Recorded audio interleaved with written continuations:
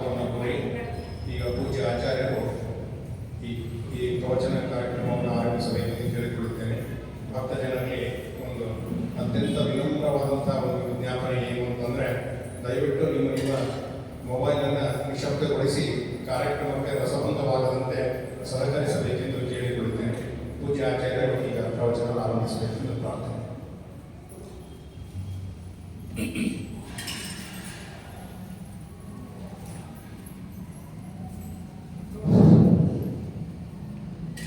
ಶ್ರೀ ಗುರುಭ್ಯೋ ನಮಃ. ಹರಿ ಓಂ. ಆಪಾದಮೌಲಿಪರ್ಯಂತಂ ಗುರುಣಾಂ ಆಕೃತಿಂ ಸ್ಮರೇತ್ ತೇನ ವಿಘ್ನಾಃ ಪ್ರಣಶ್ಯಂತಿ ಸಿದ್ಧ್ಯಂತಿ ಚ ಮನೋರಥಾಃ. ನಾರಾಯಣಂ ಸುರಗುರುಂ ಜಗದೇಕನಾಥಂ ಭಕ್ತಪ್ರಿಯಂ ಸಕಲಲೋಕನಮಸ್ಕೃತಂ ಚ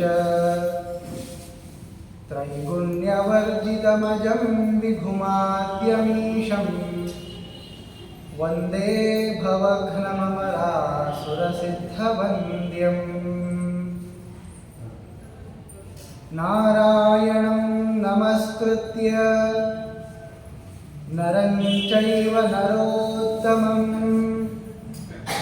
ದೇವೀಂ ಸರಸ್ವತೀಂ ವ್ಯಾಸಂ ತತೋ ಜಯಮುದೀರಯೇ.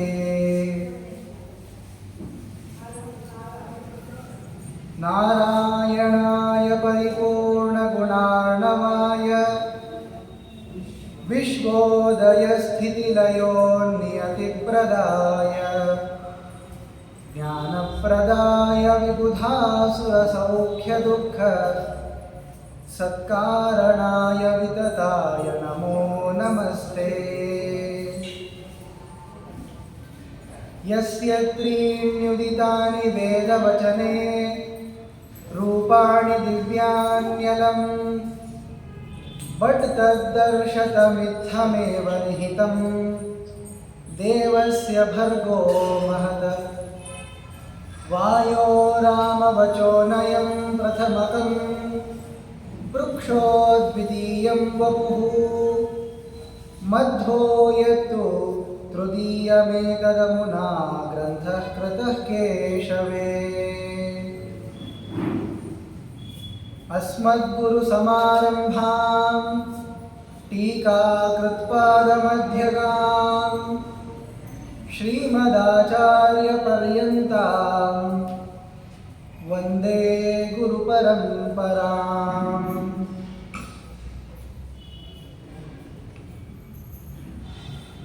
ಯೋಗೋ ಯಃ ಕರ್ಮನಾಮ ಕವಿಭಿರಭಿಹಿತೋ ಯಶ್ಚ ವಿಜ್ಞಾನಸಂಜ್ಞಃ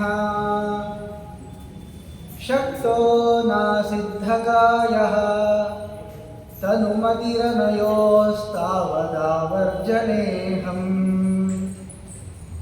ಯಶ್ಚೋಪಾಯೈರುಪೇಯಃ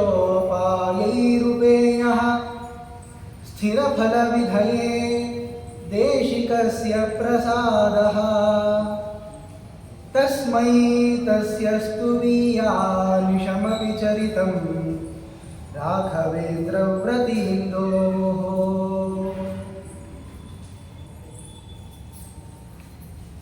ಧರ್ಮೋ ವಿವರ್ಧತಿ ಯುಧಿಷ್ಠಿರಕೀರ್ತನೇನ ಪಾಪಂ ಪ್ರಣಶ್ಯತಿ ವೃಕೋದರಕೀರ್ತನೇನ ಶತ್ರುರ್ವಿನಶ್ಯತಿ ಧನಂಜಯಕೀರ್ತನೇನ ಮಾದ್ರೀಸುತೌ ಕಥಯತಾಂ ನ ಭವಂತಿ ರೋಗಾಃ.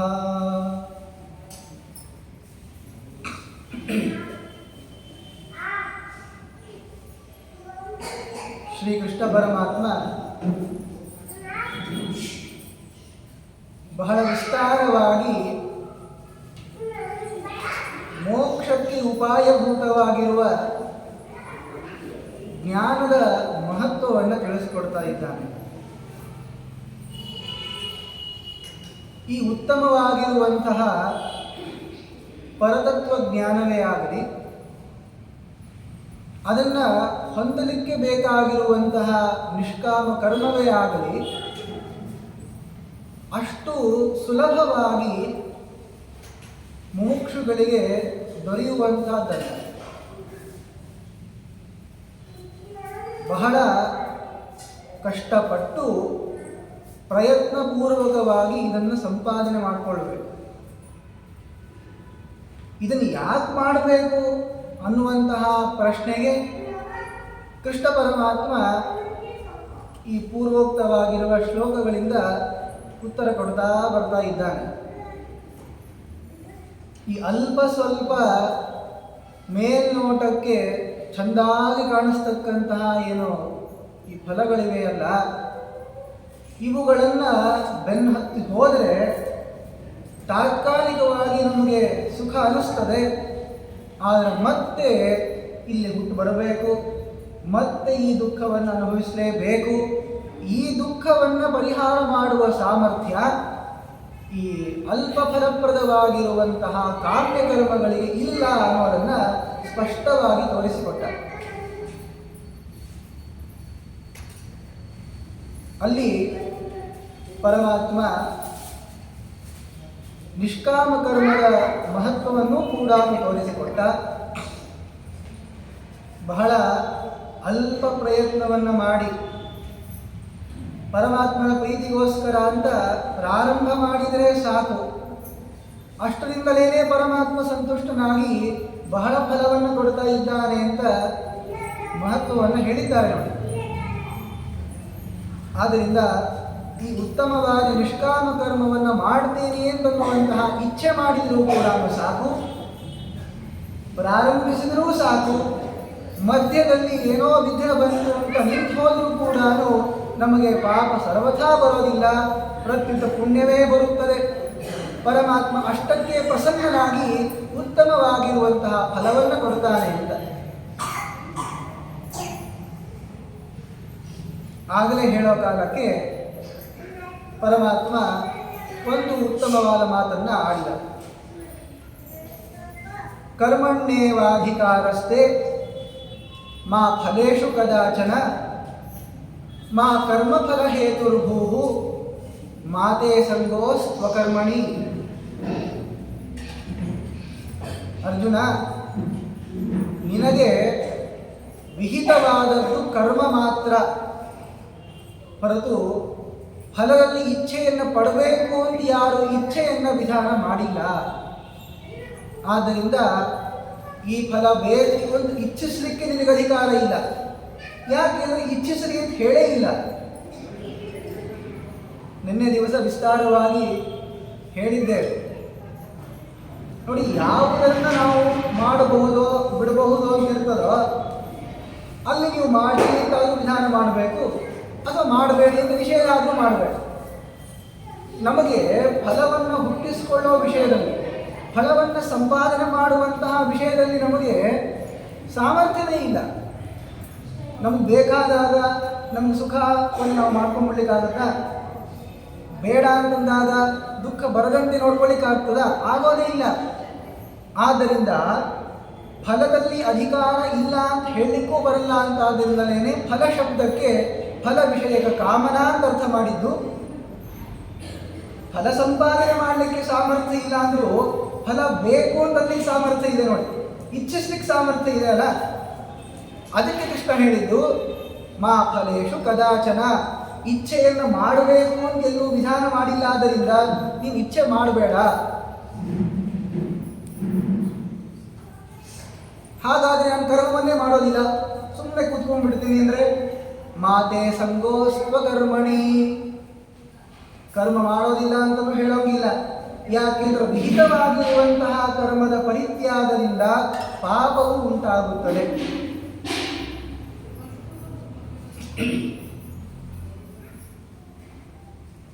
ಹಾಗಾದರೆ ಕೃಷ್ಣ ಪರಮಾತ್ಮನ ಅಭಿಪ್ರಾಯ ಕೆಲಸ ಅಂತೇನೋ ಮಾಡಿಬಿಡ್ಬೇಕು, ಆದರೆ ಯಾವ ಫಲವನ್ನೂ ಕೂಡ ಅಪೇಕ್ಷಿಸಬಾರ್ದು ಅಂತ ಹೇಳಿಬಿಟ್ಟ ಅಂತಂತಾರೆ ಲೋಕದಲ್ಲಿ.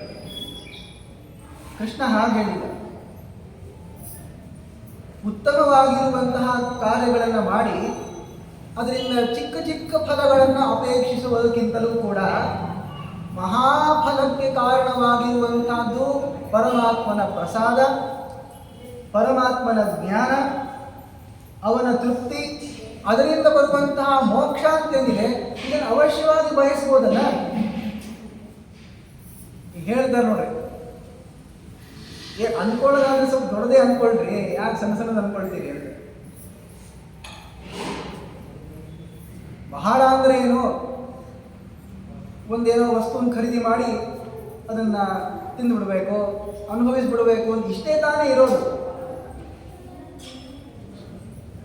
ಅದಕ್ಕೆ ಒಂದು ಮಾತನ್ನು ಹೇಳ್ತಾರೆ, ವೈದ್ಯರು ಹೇಳ್ತಾರೆ, ಈ ರೋಗ ನಿನಗೆ ಪರಿಹಾರ ಆಗಬೇಕು ಅಂದರೆ ಸ್ವಲ್ಪ ಕಷ್ಟಪಡಬೇಕಾಗ್ತದಪ್ಪ.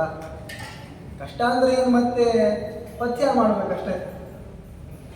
ಸ್ವಲ್ಪ ದಿವಸಗಳ ಕಾಲ ಇದನ್ನು ತಿನ್ಬೇಡ, ತಡ್ಕೋ ಅಂತ ಹೇಳ್ತಾನೆ. ಅದು ಸೇರೋದಿಲ್ಲ. ಯಾಕೆ ನಮ್ಗೆ ತಡ್ಕೊಳ್ರಿ ಅನ್ಬಾರ್ದು ಯಾರು, ಇದು ಮಾಡಬಾರ್ದು ಅಂತ ಯಾರು ಅನ್ಬಾರ್ದು. ಅದಕ್ಕೆ ನಿಮ್ಮ ಗೆಳೆಯ ಇರ್ತಾನೆ, ಅವನೇನು ಹೇಳ್ತಾನ, ನೀನು ಆರಾಮ್ ತಿನ್ನ, ಏನು ಬೇಕಾದ್ರೂ ಮಾಡು ಅಂತ ಹೇಳ್ತಾನೆ. ಈಗ ಇಲ್ಲಿ ತಾತ್ಕಾಲಿಕವಾಗಿ ಸುಖ ಇದೆ, ತಿಂದಾಗ ಸುಖ ಆಗ್ತದಲ್ಲ. ಆದರೆ ಆ ರೋಗ ಅನ್ನೋದು ಇನ್ನಷ್ಟು ಉಲ್ಬಣವೂ ಆಗುವುದು, ಅದರಿಂದ ದೊಡ್ಡ ದುಃಖ ಬರೋದಿದೆ ಅಂತ ಅನ್ನೋದನ್ನ ಈಗ ನಾವು ತಿಳಿಯದಿದ್ರೂ ಕೂಡ ಬಂದಾಗ ಅನುಭವಿಸಲೇಬೇಕು ನೋಡಿ. ಅದರಿಂದ ಹೌದು, ಮೇಲ್ನೋಟಕ್ಕೆ ಈ ಸಣ್ಣ ಪುಟ್ಟ ಪದಾರ್ಥಗಳನ್ನು ಬೇಡಿ ಬಯಸಿ ಅನುಭವಿಸೋ ಕಾಲಕ್ಕೆ ಸುಖ ಆಗ್ತದೆ. ಆದರೆ ಮತ್ತೆ ಇದಾದ ಮೇಲೆ ಮಹಾ ದುಃಖವನ್ನು ಅನುಭವಿಸೋದಿದೆ ಅಂತ ಅನ್ನೋದನ್ನು ನಾವು ಮರೆತು ಬಿಡ್ತೀವಿ. ಅದಕ್ಕೋಸ್ಕರ ಕೃಷ್ಣ ಹೇಳಿದ್ದು, ಈ ಸಣ್ಣ ಪುಟ್ಟ ಫಲಗಳಿಗೋಸ್ಕರ ಕಾರ್ಯವನ್ನು ಮಾಡಬೇಡ ನೀನು, ಈ ಫಲಗಳ ಆಶೆಯನ್ನು ಎಂದೂ ಮಾಡಬೇಡ, ಯಾಕೆ ಇದು ಗೀತವಾಗೇ ಇಲ್ಲ. ಹಾಗಾದ್ರೆ ಯಾವುದ್ರ ಸಲುವಾಗಿ ಪ್ರಯತ್ನ ಮಾಡಬೇಕು ಅದನ್ನು ಕೃಷ್ಣ ಹೇಳಿದ್ದಾನೆ. ಮತ್ತೆ ಸುಮ್ಮನೆ ಹಾಸ್ಯಕ್ಕೆ ಹೇಳಿದ ಹಾಗೆ ಕೆಲಸ ಮಾಡ್ಕೊಂಡು ಹೋಗಪ್ಪ, ದುಡ್ಡಿಸ್ಕೋಬೇಡ ಅಂತ ಹೇಳಿದ ಕೃಷ್ಣ ಅಂತಾರೆ ಲೋಕದಲ್ಲಿ. ಹಾಗೆ ಹೇಳಲಿಲ್ಲ ಅವನು. ಅವಶ್ಯವಾಗಿ ಬಯಸಬೇಕಾಗಿರುವಂತಹ ಫಲಗಳು ಅಂತಿವೆ. ಅವುಗಳು ಯಾವುದು ಗೊತ್ತಾ? ಈಗಾಗಲೇ ಹೇಳಿದಂತೆ ಅದೇ ಪರಮಾತ್ಮನ ಜ್ಞಾನ ಬರಬೇಕು ಅಂತ ಬೇಡ್ಕೊಳ್ಳಿ. ಇರುವಂತಹದ್ದು ಬಹಳ ಉತ್ತಮವಾಗಿರುವ ಪರಿಸರ ಇದೆ, ಎಲ್ಲಿ ಜ್ಞಾನಕ್ಕೆ ಸಂಪೂರ್ಣವಾಗಿ ತಮ್ಮ ಜೀವನವನ್ನು ನಡೆಸಿರುವಂತಹ ಮಹಾನುಭಾವರು ರಾಘವೇಂದ್ರ ಸ್ವಾಮಿಗಳವರು. ಕೇಳಿದ್ದನ್ನು ಕೊಡ್ತಾರೆ ಅಂತನ್ನುವುದು ಒಂದು, ನಮಗೆ ಒಂದು ತರಹ ಹವ್ಯಾಸ ಬಂದುಬಿಡ್ತು ಅಂದರೆ ಗುಡಿಗೆ ಬರೋ ಕಾಲಕ್ಕೆಲ್ಲವೂ ಕೂಡ ಏನಾದರೂ ಮನಸ್ಸಿನಲ್ಲಿ ಇಟ್ಕೊಂಡೇ ಕೇಳಲಿಕ್ಕೆ ಹೋಗಬೇಕು ಅನ್ನುವಂತಹ ಒಂದು ಆಸೆ ಬಂದ್ಬಿಡ್ತದೆ. ನೀವು ಹೇಳ್ತಾ ಇದ್ದೀರಿ ರಾಯರು ಹೇಳಿದಲ್ಲ ಅಂತ ಅನ್ಬೇಡಿ, ಎದುರಿಗಿಟ್ಕೊಂಡಿರುವಂತಹದ್ದು ರಾಯರ ವ್ಯಾಖ್ಯಾನವನ್ನೇ ಅವರೇ ಹೇಳ್ತಾ ಇರುವಂತಹದ್ದು. ಯಾಕ್ರಪ್ಪ ಸಣ್ಣ ಪುಟ್ಟ ಕಾರ್ಯಗಳಿಗೂ ಫಲಕ್ಕೋಸ್ಕರ ಕಷ್ಟಪಡ್ತಾ ಇದ್ದೀರಾ? ಏನಾದರೂ ದೊಡ್ಡದನ್ನು ವಿಚಾರ ಮಾಡಿರಲ್ಲ. ಏನ್ರಿ ದೊಡ್ಡದು ವಿಚಾರ ಮಾಡೋದು ಅಂದರೆ ಪರಮಾತ್ಮನ ಜ್ಞಾನ ಸಂಪಾದನೆ ಮಾಡಿ ಅವನು ಪ್ರಸನ್ನ ಆಗಿ ಏನು ಬೇಡ್ಕೊಳ್ಳಿ, ಭಕ್ತಿಯನ್ನು ಕೇಳ್ಕೊಳ್ಳಿ. ಅದರಿಂದ ಈ ಚಿಕ್ಕದಾಗಿರುವಂತಹ ಫಲಕ್ಕಿಂತಲೂ ದೊಡ್ಡದಾಗಿರುವ ಸರ್ವತ ಸಂಪ್ರದೋದಕ್ಕೆ ಮಹಾಸಮುದ್ರಕ್ಕೆ ಸದೃಶವಾಗಿರುವಂತಹ ಮಹಾಫಲ ಬರೋದಿದೆ. ಅದನ್ನು ಬಿಟ್ಟು ಮತ್ತಿದೇ ಚಿಕ್ಕದನ್ನೇ ಕೇಳ್ತೀರಿ ಅಂದರೆ ಕೃಪಾಲಗಳು ಅಂತ ಅದರಿಂದ ಅವ್ರು ಕೊಡ್ತಾರೆ, ಆದರೆ ನಗ್ತಾರೆ ಅವರು, ಏನಪ್ಪ ಹೀಗೆ ಮಾಡ್ತಾ ಇದೆಯಾ ಅಂತ. ಪ್ರಹ್ಲಾದರಾಜರ ಮಾತನ್ನು ನಾವು ನಿನ್ನೆ ಹೇಳಿದ್ದೇವೆ. ಸವೈ ವಣಿಕ್ ದೇವರ ಹತ್ರ ಬಂದು ಇದನ್ನು ಬೇಕು ಅದನ್ನು ಬೇಕು ಅಂತ ಕೇಳ್ತಾನೆ ಅಂದರೆ ಇವನು ವ್ಯಾಪಾರಿ ಅಂತಂತಾರೆ ಪ್ರಹ್ಲಾದರಾಜ. ಕರ್ಮ ಎನ್ನುವಂತಹ ಈ ಪ್ರದಕ್ಷಿಣೆ ನಮಸ್ಕಾರ ರೂಪವಾಗಿರುವ ಕರ್ಮವನ್ನು ದುಡ್ಡು ಅಂತ ಮಾಡಿಕೊಂಡು ಫಲಗಳನ್ನು ನಾವು ಖರೀದಿ ಮಾಡಲಿಕ್ಕೆ ಬಂದಂಗೆ ಆಗ್ತದೆ. ಅದಕ್ಕೆ ಸಣ್ಣ ಪುಟ್ಟ ಫಲಗಳ ಮೇಲೆ ಆಶೆಯನ್ನು ಬಿಟ್ಟು ಮಹಾಫಲವಾಗಿರುವಂತಹ ಜ್ಞಾನ, ಭಕ್ತಿ, ಪರಮಾತ್ಮನ ಪ್ರಸಾದ, ಮೋಕ್ಷ ಇವುಗಳನ್ನು ಅವಶ್ಯವಾಗಿ ಕೇಳ್ರಿ. ಈ ಫಲಗಳನ್ನು ಕೇಳಬೇಡ ಅಂತ ಯಾರು ಹೇಳಿಲ್ಲ. ಪ್ರತ್ಯುತ ಜ್ಞಾನಿಗಳು ಕೇಳಿದ್ದಾರೆ ಅಂತ ಮಹಾತ್ಮರ ಆಚಾರವನ್ನು ನಮಗೆ ದೃಷ್ಟಾಂತವನ್ನಾಗಿ ಕೊಡ್ತಾರೆ. ಮಹಾಜ್ಞಾನಿಗಳಾಗಿರುವಂತಹ ಪ್ರಚೇತಸರ ಉದಾಹರಣೆಯನ್ನು ಆಚಾರ್ಯರು ಭಾಷ್ಯದಲ್ಲಿ ಕೊಡ್ತಾರೆ. ಯಾಕೆ ಮತ್ತೊಮ್ಮೆ ಹೇಳ್ತಾ ಇರೋದು? ನಿನ್ನೆ ಇದನ್ನು ಸಂಪೂರ್ಣವಾಗಿ ಹೇಳಿ ಆಗಿದೆ. ಯಾಕೆ ಇದು ದೃಢವಾಗಲಿ ಎನ್ನುವ ದೃಷ್ಟಿಯಿಂದ ಪುನಃ ಪುನಃ ಆಮ್ರೇಡನ ಮಾಡ್ತಾ ಇರೋದು. ಅವರು ನೀರಿನಲ್ಲಿ ನಿಂತುಕೊಂಡು ತಪಸ್ಸನ್ನು ಮಾಡ್ತಾ ಇದ್ರು. ಪರಮಾತ್ಮ ಪ್ರಸನ್ನ ಆದ. ಆ ಪ್ರಚೇತಸರಿಗೆ ಪ್ರಸನ್ನ ಆಗಿ ಎದುರಿಗೆ ಬಂದು ನಿಂತ್ಕೊಂಡಾಗ ಅವರು ಏನು ಕೇಳಿಕೊಂಡ್ರು ಗೊತ್ತಾ? ಅದನ್ನು ಭಾಗವತ ಹೇಳ್ತದೆ. ಯನ್ನ ಸ್ವಧೀತಂ ಗುರವಃ ಪ್ರಸಾದಿತಾಃ ವಿಪ್ರಾಶ್ಚ ವೃದ್ಧಾಶ್ಚ ಸದಾನುವೃತ್ಯ ಆರ್ಯಾ ಅನಾಥಾಃ ಸುಹೃದೋ ಭ್ರಾತರಶ್ಚ ಸರ್ವಾಣಿ ಭೂತಾನಿ ಅನಸೂಯೈವ ಯನ್ನ ಸುತಪ್ತಂ ತವ ಏತದೀಶ ನಿರಂಧಸಾಂ ಕಾಲಮದಭ್ರಮಪ್ಸು ಸರ್ವಂ ತದೇತತ್ ಪುರುಷಸ್ಯ ಭೂಮ್ನೋ ವೃಣೀಮಹೇತೆ ಪರಿತೋಷಣಾಯ. ನಾವು ಎಷ್ಟೆಲ್ಲ ಕಾರ್ಯಗಳನ್ನು ಮಾಡಿದ್ದೇವೆ, ಅಧ್ಯಯನವನ್ನು ಮಾಡಿದ್ದೇವೆ, ಜ್ಞಾನಿಗಳಾಗಿರುವ ಗುರುಗಳ ಪ್ರಸಾದವನ್ನು ಪಡೆದಿದ್ದೇವೆ, ಹಿರಿಯರ ಜ್ಞಾನಿಗಳ ಸೇವೆಯನ್ನು ಮಾಡಿದ್ದೇವೆ. ಎಲ್ಲ ಪ್ರಾಣಿಗಳ ಮೇಲೂ ಕೂಡ ಅಸೂಯಾರಹಿತವಾಗಿರುವ ರೀತಿಯಲ್ಲಿ ನಾವು ನಡೆದುಕೊಂಡಿದ್ದೇವೆ. ಈಗ ತಪಸ್ಸನ್ನೂ ಮಾಡಿದ್ದೇವೆ. ಏನನ್ನೂ ಸ್ವೀಕರಿಸದೆ ನಿರಾಹಾರರಾಗಿ ಈ ನೀರಿನಲ್ಲಿ ನಿಂತುಕೊಂಡು ಇಷ್ಟು ವರ್ಷಗಳ ಕಾಲ ತಪಸ್ಸನ್ನು ಮಾಡಿದ್ದೀವಲ್ಲ, ಇದೆಲ್ಲವೂ ಕೂಡ ನಮಗೆ ಏನು ತಂದು ಕೊಡಬೇಕು ಅಂದರೆ ನಿನ್ನ ಸಂತೋಷ, ನಿನ್ನ ಪ್ರಸಾದವನ್ನು ತಂದು ಕೊಟ್ಟರೆ ಸಾಕು, ಬೇರೆ ಏನೂ ಬೇಡ ಅಂತಂತಾರೆ. ಆದ್ದರಿಂದ ಪರಮಾತ್ಮನ ಪ್ರಸಾದ ಅಂತನ್ನೋದು ಅವಶ್ಯ ಅಪೇಕ್ಷಣೀಯವಾದದ್ದು. ಮೋಕ್ಷವನ್ನು ಕೂಡ ಬಯಸಿದರೆ ತಪ್ಪಿಲ್ಲ ಅಂತ ಆಚಾರ್ಯರು ತೋರಿಸ್ಕೊಡ್ತಾ ಇದ್ದಾರೆ. ಹಾಗಾದರೆ ಒಂದು ಪ್ರಶ್ನೆ ನಮಗೆ ಮನಸ್ಸಲ್ಲಿ ಬರಬಹುದು, ಅಲ್ಲ ಹೀಗಾಗೋದಾದರೆ ಮತ್ತೆ ಫಲಗಳನ್ನು ಹೇಳಿದ್ರೆ ಯಾಕೆ ಶಾಸ್ತ್ರಗಳಲ್ಲಿ? ಸ್ವರ್ಗ ಬರ್ತದಪ್ಪ, ಅಲ್ಲ ನೀವದನ್ನು ವಿಚಾರ ಮಾಡಬೇಡಿ, ವಸ್ತುತಃ ಪರಮಾತ್ಮನ ಪ್ರಸಾದದ ಬಗ್ಗೆನೇ ಹೇಳ್ತಾ ಇರೋದು, ವಿಶೇಷವಾಗಿ ನೀವು ಹೇಳ್ತಾ ಇರೋದಲ್ಲ. ಆದರೆ ಶಾಸ್ತ್ರಗಳಲ್ಲಿ ಹೇಳಿದರೆ ಯಾಕೆ ಹಾಗಾದರೆ?